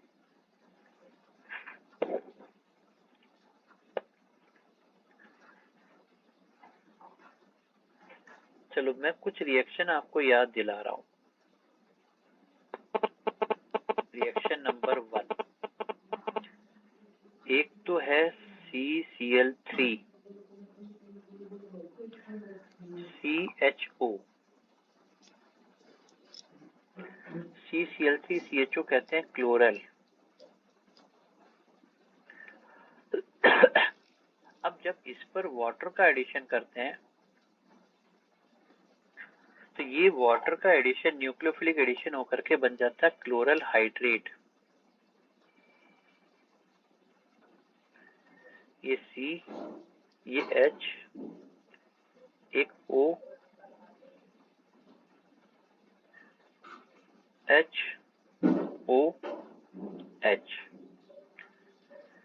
क्लोरीन हाइड्रोजन बॉन्डिंग शो कर रहा है, एक ऊपर एक नीचे, क्योंकि अगर ये ऐसा करता है तो 1 2 3 4 5 मेंबर साइक्लिक रिंग इस तरफ बन रही है और इस तरफ भी 1 2 3 4 5 मेंबर, दोनों तरफ 5 member cyclic ring. Open chain के कंपैरिजन में साइक्लिक स्ट्रक्चर ज्यादा स्टेबल होते हैं, तो यहाँ पर साइक्लाइजेशन से उसकी स्टेबिलिटी बढ़ रही है। और कोई भी काम ऐसा करे जिससे स्टेबिलिटी बढ़े तो होना चाहिए। तो यहाँ पर क्लोरल हाइड्रेट कैसे लिख रहा हूँ, CCl3 CHOH होल ट्वाइस। ये है क्लोरल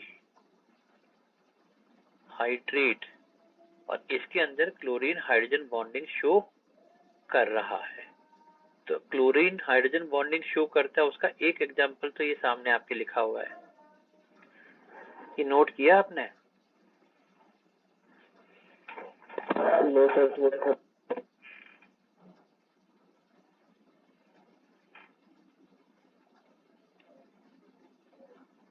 अब इस कैटेगरी में सेकंड एग्जांपल यहाँ पर हम ले रहे हैं और ये रिएक्शन है, नोट कर लिया। थोड़ा सा बढ़ा दूं ऊपर? Yes sir. Yes sir. Alkene ethene, ethene पर अगर ये कहा जाए क्लोरीन वाटर की रिएक्शन करो। अब क्लोरीन वाटर को आप लिखते हैं HOCl, हाइपोक्लोरस एसिड। तो एक तरफ OH एक तरफ Cl लग जाता है, तो CH2 CH2, एक तरफ OH एक तरफ Cl। इसको आप कहते हैं क्लोरोहाइड्रीन। अब ये जो क्लोरोहाइड्रीन है इसके अंदर भी आप देखो ये C इधर H, ये CH2, ये CH2, ठीक है। अब इधर Cl, ये O, ये H, तो यहाँ पर भी वही केस बन रहा जो वहां था। 1 2 3 4 5 मेंबर साइक्लिक रिंग बन रही है, इसलिए क्लोरीन हाइड्रोजन बॉन्डिंग शो करता है क्लोरल हाइड्रेट के अंदर, सॉरी ये क्लोरोहाइड्रीन के अंदर, क्लोरोहाइड्रीन के अंदर। तो ये पॉइंट नोट किया आपने?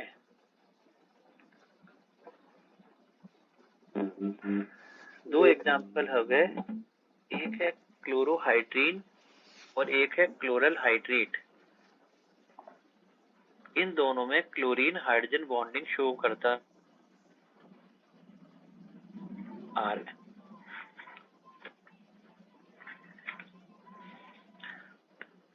अच्छा, हाइड्रोजन बॉन्डिंग के इफेक्ट क्या होते हैं? बॉइलिंग पॉइंट बढ़ जाता है। एक तो सॉल्युबिलिटी, सॉल्युबिलिटी हम क्या कहेंगे?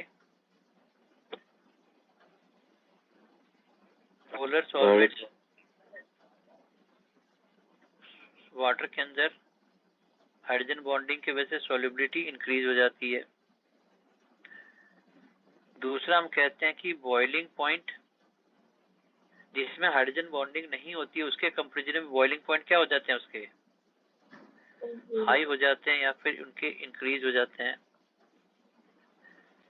तीसरा उसमें एसोसिएशन क्या हो जाता है? इंक्रीज हो जाता है, डेवलप हो जाता है।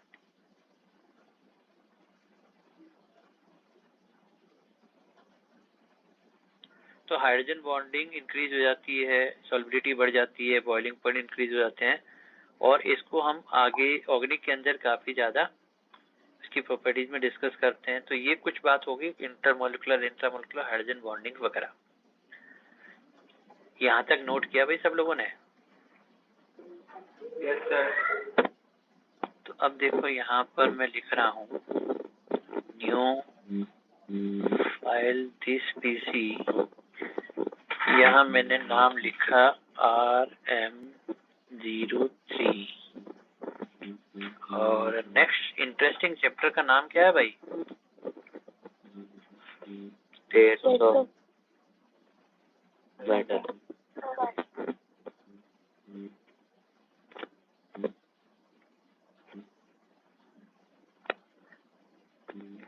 तो मैं सर आप इस चैप्टर का वो भेज सकते हो PDF, क्योंकि सर लास्ट क्लास में कुछ इंटरनेट की प्रॉब्लम थी तो बार बार लीव और वो हो रहा था, तो मैं ढंग से नोट नहीं कर पाया था। जिसको भी जो सपोर्ट चाहिए वो एक बार मेरे को ना टेलीग्राम पे वो भेज देना ताकि मुझे याद रहेगा। ठीक है। तो अब नेक्स्ट इंटरेस्टिंग चैप्टर इज, क्या नाम लिखूं?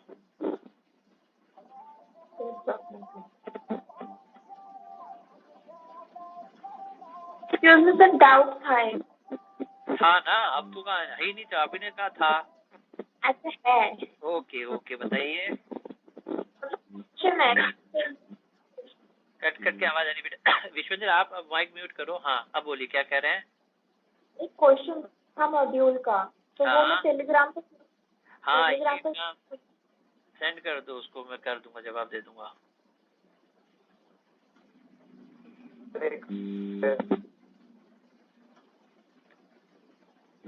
कोई कुछ कह रहे हैं? विश्वेंद्र बोलिए। सर ये सल्फेट में जैसे इसका बॉन्ड ऑर्डर कैसे निकालेंगे और उसका स्ट्रक्चर कैसे बनेगा सर? वो तो जो हमने रेजोनेंस वाला पढ़ा था ना, देखो एक सेकेंड रुको, मैं वापस पुराने चैप्टर में चलता हूँ। हम बात कर रहे थे तो यहाँ पर देखो, आप कह रहे हो सल्फेट के लिए SO4 2-, तो यहाँ S double bond O double bond O O minus O minus. अब एक स्ट्रक्चर आप इसका बना रहे हो, वैसे तो 4 बन सकते हैं, लेकिन O माइनस इधर डबल बॉन्ड। ठीक है, माइक म्यूट कर लो विश्वेंद्र, माइक म्यूट कर लो। अब देखो, वैसे 4 बना सकते हैं, 2 ही बना रहे हैं। अब किसी 2 एटम के बीच में, मान ले ये है ऑक्सीजन एटम ए और ये सल्फर, इनके बीच में एक बार 2 बॉन्ड है, एक बार 1 बॉन्ड है। तो हम कहते हैं number of bond between 2 atom. तो बॉन्ड कितने हो गए? 2 + 1 3 बॉन्ड है, 2 + 1 3 बॉन्ड है। और out of how many resonating structure? ये स्ट्रक्चर 1 है, स्ट्रक्चर 2 है, तो स्ट्रक्चर 2 हो गए। तो total number of bond 3 out of structure 2। तो इसका बॉन्ड ऑर्डर कितना हो जाएगा? तो जो रेजोनेंस वाले बॉन्ड ऑर्डर आप देखते हैं उसमें कहते हैं कि total number of bond between 2 atom divided by total number of resonating structures. ऐसा करने पर उसका बॉन्ड ऑर्डर आ जाता है। सल्फेट का बॉन्ड ऑर्डर आप यहाँ पर लिखेंगे 1.5। क्लियर हुआ है? हाँ? लुईस स्ट्रक्चर से तो नहीं बन रहा था। नहीं, लुईस वाले से नहीं। जहाँ पर भी ऑक्टेट एक्सटेंड कर जाते हैं ना, वहाँ लुईस वाले से नहीं बनता है। लुईस वाला तो केवल 2 4 5 जो कंपाउंड है उसी को एक्सप्लेन करने के लिए कैपेबल होता है, सब जगह नहीं लगाना होता है।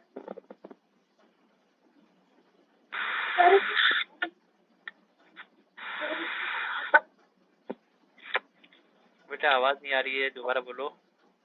इसमें स्ट्रक्चर्स 4 होंगे ना? बेटा 4 होंगे तो फिर स्ट्रक्चर जो हो जाएंगे ना उसको आप, ठीक है।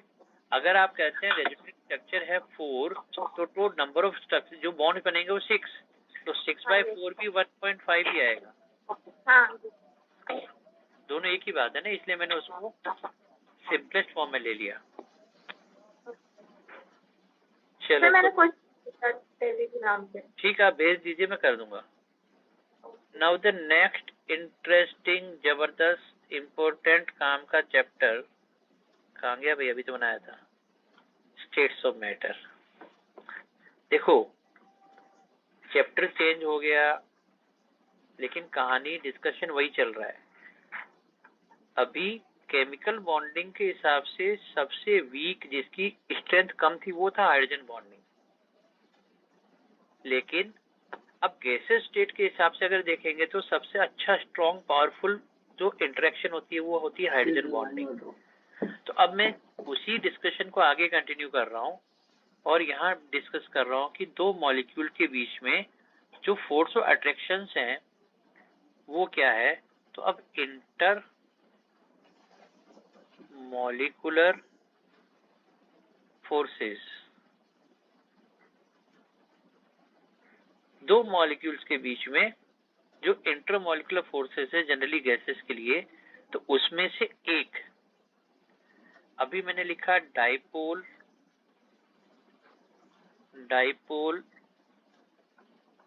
इंटरेक्शन। अब ये डाइपोल इंटरेक्शन, जैसा कि नाम बता रहा, 2 पोलर मॉलिक्यूल के बीच में जो इंटरेक्शंस हैं वो इसकी डाइपोल इंटरेक्शन कहलाती है। जैसे मान ले मैंने ले लिया HCl, एक पोलर मॉलिक्यूल, HCl एक पोलर मॉलिक्यूल। अब इसके अंदर पॉजिटिव नेगेटिव पोल है, इसके अंदर पॉजिटिव नेगेटिव पोल है। अब एक मॉलिक्यूल का नेगेटिव पोल दूसरे मॉलिक्यूल के पॉजिटिव पोल को अट्रैक्ट कर रहा है। इधर का नेगेटिव पोल आगे अट्रैक्ट करेगा, इधर का पॉजिटिव पोल इधर अट्रैक्ट करेगा। तो ये एक पोलर मॉलिक्यूल है, पोलर। ये दूसरा एक पोलर मॉलिक्यूल है। 2 पोलर मॉलिक्यूल में अपोजिट पोल्स के बीच में जो इंटरेक्शन है इसको आप कह रहे हैं डाइपोल इंटरेक्शन। लेकिन अभी अभी जो मैंने डिस्कस किया, मैं फिर से बोल रहा हूं, मैंने अभी कहा HF ये भी एक पोलर मॉलिक्यूल है, ये भी पोलर मॉलिक्यूल है। इसमें भी एक पॉजिटिव नेगेटिव पोल है, इसमें भी पॉजिटिव नेगेटिव पोल है। लेकिन HF के बीच में जो इंटरेक्शन थी इसको तो नाम दिया था हाइड्रोजन बॉन्ड, इसको आप कह रहे हैं हाइड्रोजन बॉन्ड। और इधर वाले को, इसको आप कह रहे हैं डाइपोल इंटरेक्शन। तो यार दोनों में क्या फर्क है? सर HF ज्यादा स्ट्रॉन्ग है। इसमें डाइपोल डाइपोल इंटरेक्शन का। अरे यार, दोनों में फर्क क्या है? दोनों तो एक जैसे दिख रहे हैं ना, ये डाइपोल डाइपोल है और ये हाइड्रोजन बॉन्ड है, तो ज्यादा स्ट्रॉन्ग बॉन्डिंग है। इसको मैं ये कहूंगा, जो जो चार्ज डेवलप हो रहा है ना, डेल्टा प्लस माइनस HF के ऊपर, उस चार्ज का मैग्नीट्यूड ज्यादा है, हाई मैग्नीट्यूड है, क्योंकि हमने कौन कौन से एटम सेलेक्ट किए जिसकी इलेक्ट्रोनेगेटिव सबसे ज्यादा है? Fluorine, oxygen, nitrogen. अब इन तीनों केसेस में जो चार्ज का मैग्नीट्यूड है वो हाई है, और हाई मैग्नीट्यूड की वजह से उसका नाम हमने अलग रख दिया और कह दिया हाइड्रोजन बॉन्ड। एक तरीके से हाइड्रोजन बॉन्ड भी डाइपोल डाइपोल इंटरेक्शन ही है, लेकिन उसका नाम अलग क्यों रख दिया? क्योंकि उसमें चार्ज का मैग्नीट्यूड ज्यादा था, उसकी मैग्नीट्यूड की इंटरेक्शंस ज्यादा थी। अब अगर मैग्नीट्यूड कम हो जाए, इंटरेक्शंस कम हो जाए, तो उसको अब हम कह रहे हैं डाइपोल डाइपोल इंटरेक्शन।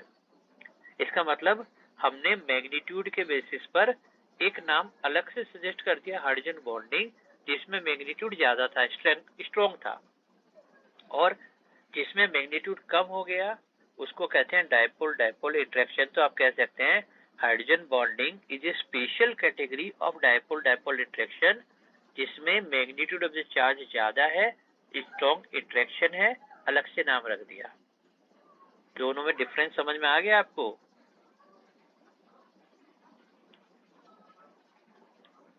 अब ये जो डाइपोल डाइपोल के इंटरेक्शंस हैं, उन इंटरेक्शंस की वजह से जो इंटरेक्शन एनर्जी होती है, इनके इंटरेक्शंस की जो इंटरेक्शन एनर्जी है, अब अगर ये डाइपोल स्टेशनरी है, मतलब रोटेट नहीं कर रहा है, तो हम कहते हैं स्टेशनरी पोलर मॉलिक्यूल। जैसे हम कहते हैं सॉलिड के अंदर, सॉलिड में स्टेशनरी है, तो स्टेशनरी पोलर मॉलिक्यूल्स में ये जो इंटरेक्शन एनर्जी होती है,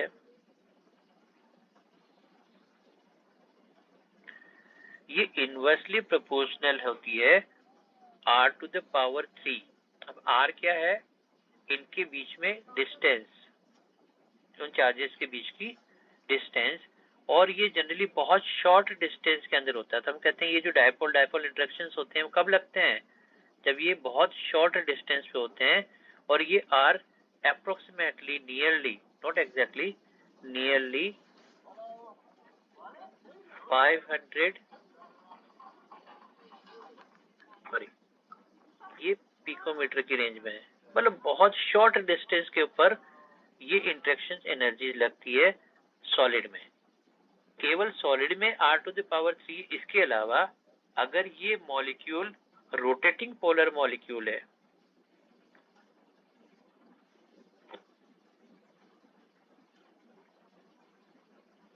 अब रोटेटिंग का मतलब या तो लिक्विड फेज में आ गया लाइक वाटर, अब वो तो रोटेट करेगा पोलर मॉलिक्यूल। तो अब अगर रोटेटिंग पोलर मॉलिक्यूल्स होते हैं तो ये interaction energy inversely proportional to r⁻6 होती है। केवल सॉलिड के अंदर r⁻3 है, बाकी सभी केसेस में r⁻6 है। ये डाइपोल डाइपोल इंटरेक्शन की बात अभी हमने की है। रोटेटिंग कैसे? अरे वाटर में लिक्विड है, लिक्विड में मॉलिक्यूल घूम रहा है ना, इधर उधर मूवमेंट करता है तो घूमेगा नहीं क्या? सॉलिड में तो फिक्स है, एक जगह जहां था वही चिपक के रुक गया।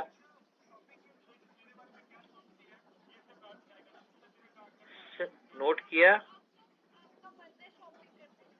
अब सेकेंड करो भाई, फिर नोट करो।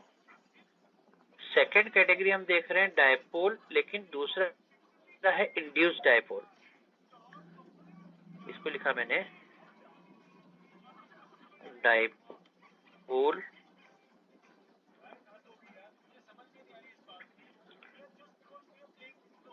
Induced dipole interaction.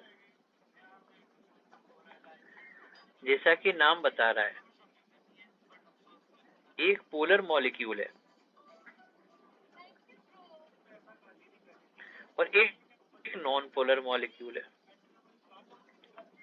एक पोलर है, दूसरा नॉन पोलर है, मतलब इलेक्ट्रॉन डेंसिटी उसके अंदर यूनिफॉर्मली डिस्ट्रीब्यूटेड है। लेकिन क्या हुआ, ये पोलर इस नॉन पोलर के कांटेक्ट में आता है। जब ये इसके कांटेक्ट में आता है तो इस नॉन पोलर में भी थोड़ी सी पोलैरिटी डेवलप हो गई। थोड़ी सी पोलैरिटी डेवलप कैसे दिखा रहा हूं, तो मैंने कहा भाई ये तो HCl मॉलिक्यूल थोड़ा सा इसके पास में आया, यहाँ डेल्टा प्लस माइनस है, तो ये जो नॉन पोलर वाला पार्ट था इसमें से भी नेगेटिव पोल है, तो इसका पॉजिटिव पोल थोड़ा सा इस तरफ और इसका नेगेटिव पोल थोड़ा सा ऐसे दिखा देते हैं।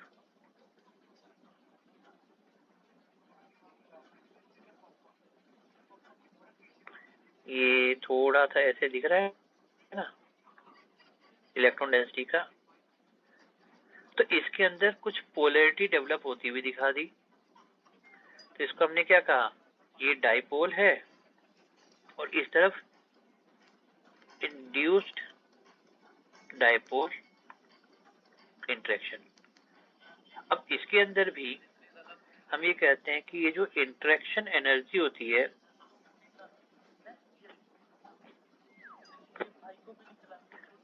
वो इनवर्सली प्रोपोर्शनल टू r⁻6 होती है। केवल सॉलिड में r⁻3 है, बाकी सभी में इनवर्सली प्रोपोर्शनल टू r⁻6 है। वेरी शॉर्ट डिस्टेंस के ऊपर ये एप्लीकेबल होते हैं। तो अभी आपने कहा ये डायपोल और ये इंड्यूस्ड डायपोल हो गया, एक पोलर और दूसरा नॉन पोलर मॉलिक्यूल।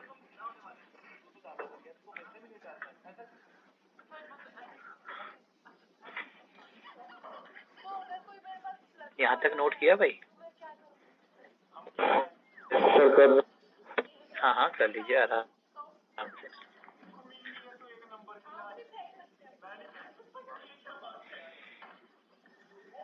अब तीसरा होता है इंड्यूस्ड डायपोल।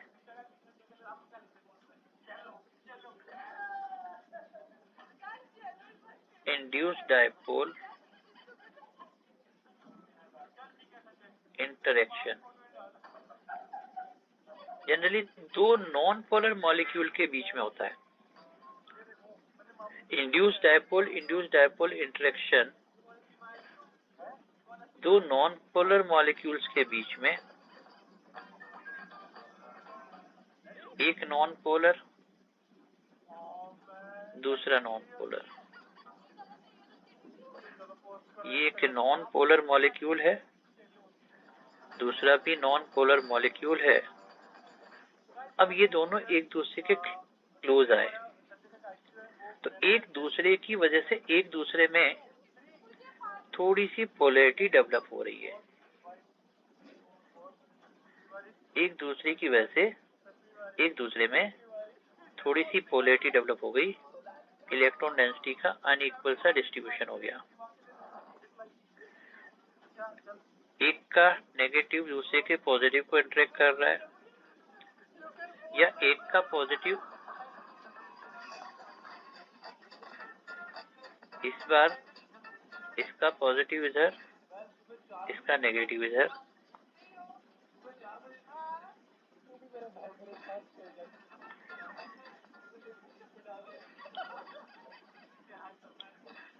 कुछ इस तरीके से हमने इसको इंटरेक्शंस को दिखा दिया। तो एक ने दूसरे को, दूसरे ने पहले को, एक दूसरे को इंटरेक्ट किया तो डायपोल डायपोल इंटरेक्शन हो गया। दो नॉन पोलर मॉलिक्यूल्स के बीच में इस टाइप की इंटरेक्शंस होती हैं। अच्छा, इस डायपोल इंड्यूस्ड डायपोल इंटरेक्शंस को और कुछ कहते हैं क्या? क्या नाम होता है इसका? Van der Waals force, dispersal. नहीं, देखो पहले तो हम इसको कहते हैं डिस्पर्सन फोर्सेस,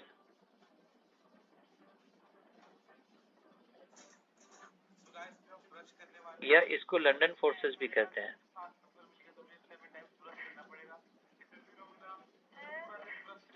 तो ये डिस्पर्सन फोर्स या लंदन फोर्स होते हैं सबसे वीक टाइप की, लेकिन इसमें भी वही चीज है कि इसमें जो इंटरेक्शन एनर्जी है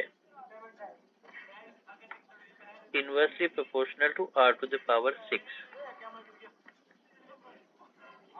अच्छा, तो सबसे स्ट्रॉन्गर कौन सा होगा, डाइपोल डाइपोल या डाइपोल इंड्यूस डाइपोल या induce dipole induce dipole? Dipole dipole सबसे ज्यादा तो डाइपोल डाइपोल, उससे कम डाइपोल इंड्यूस्ड उससे कम डाइपोल इंड्यूस डाइपोल, और सबसे कम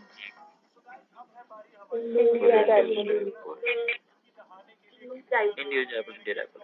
अब इसको यूं समझो, जैसे क्लास में दो शरारती बच्चे, डाइपोल डाइपोल का मतलब दो शरारती बच्चे, बहुत शरारती है, एक के दिमाग में कुछ खुरापात आती है, कुछ आइडिया आता है, और वो दूसरे को देखता है, दूसरे की तरफ देखा, दूसरा बिना कुछ कहे सब समझ जाता है कि अगला स्टेप क्या होना चाहिए। बहुत शरारती, मतलब इतनी स्ट्रॉन्ग बॉन्डिंग है कि डाइपोल डाइपोल एक दूसरे को इतना सपोर्ट करते हैं, एक के दिमाग में आइडिया है, दूसरा समझ जाएगा करना क्या बिना कुछ कहे। अब सेकेंड, डाइपोल इंड्यूस डाइपोल। अब क्या हुआ, एक बच्चा सिंपल सा है, मतलब वो लड़ाई झगड़ा ऐसे इस टाइप से कुछ करता नहीं है, लेकिन वो जो शरारती वाला था कुछ दिनों से उसके पास में बैठना शुरू कर देता है। शरारती वाले ने सिंपल वाले के पास में बैठना शुरू कर दिया। कुछ दिन बाद क्या देख रहे हैं, वो जो सिंपल वाला था, जो उसके भी दिमाग में थोड़े थोड़े आइडिया आने लगे, थोड़े थोड़े शुरू हो गए। तो ये हो गया डाइपोल इंड्यूस डाइपोल, उसकी वजह से उसमें भी थोड़ी बहुत आइडिया डेवलप होने लगे। एंड थर्ड है इंड्यूस डाइपोल। दो बच्चे हैं, कोई ऐसा शरारत नहीं, लेकिन कभी कभार एक दूसरे से ऐसी हल्की फुल्की मजाक कर ली, थोड़ा सा मजाक कर लिया, इसने इसको कुछ कहा, इसने इसको कुछ कहा, वापस नॉर्मल हो गए। ये क्या हो गया, इंड्यूस डाइपोल इंटरेक्शन। और इन सभी इंटरेक्शंस को कंबाइंडली एक नाम देते हैं, क्या कहते हैं, ये सभी इंटरेक्शंस कहलाती है van der Waals forces. Very good. ये सभी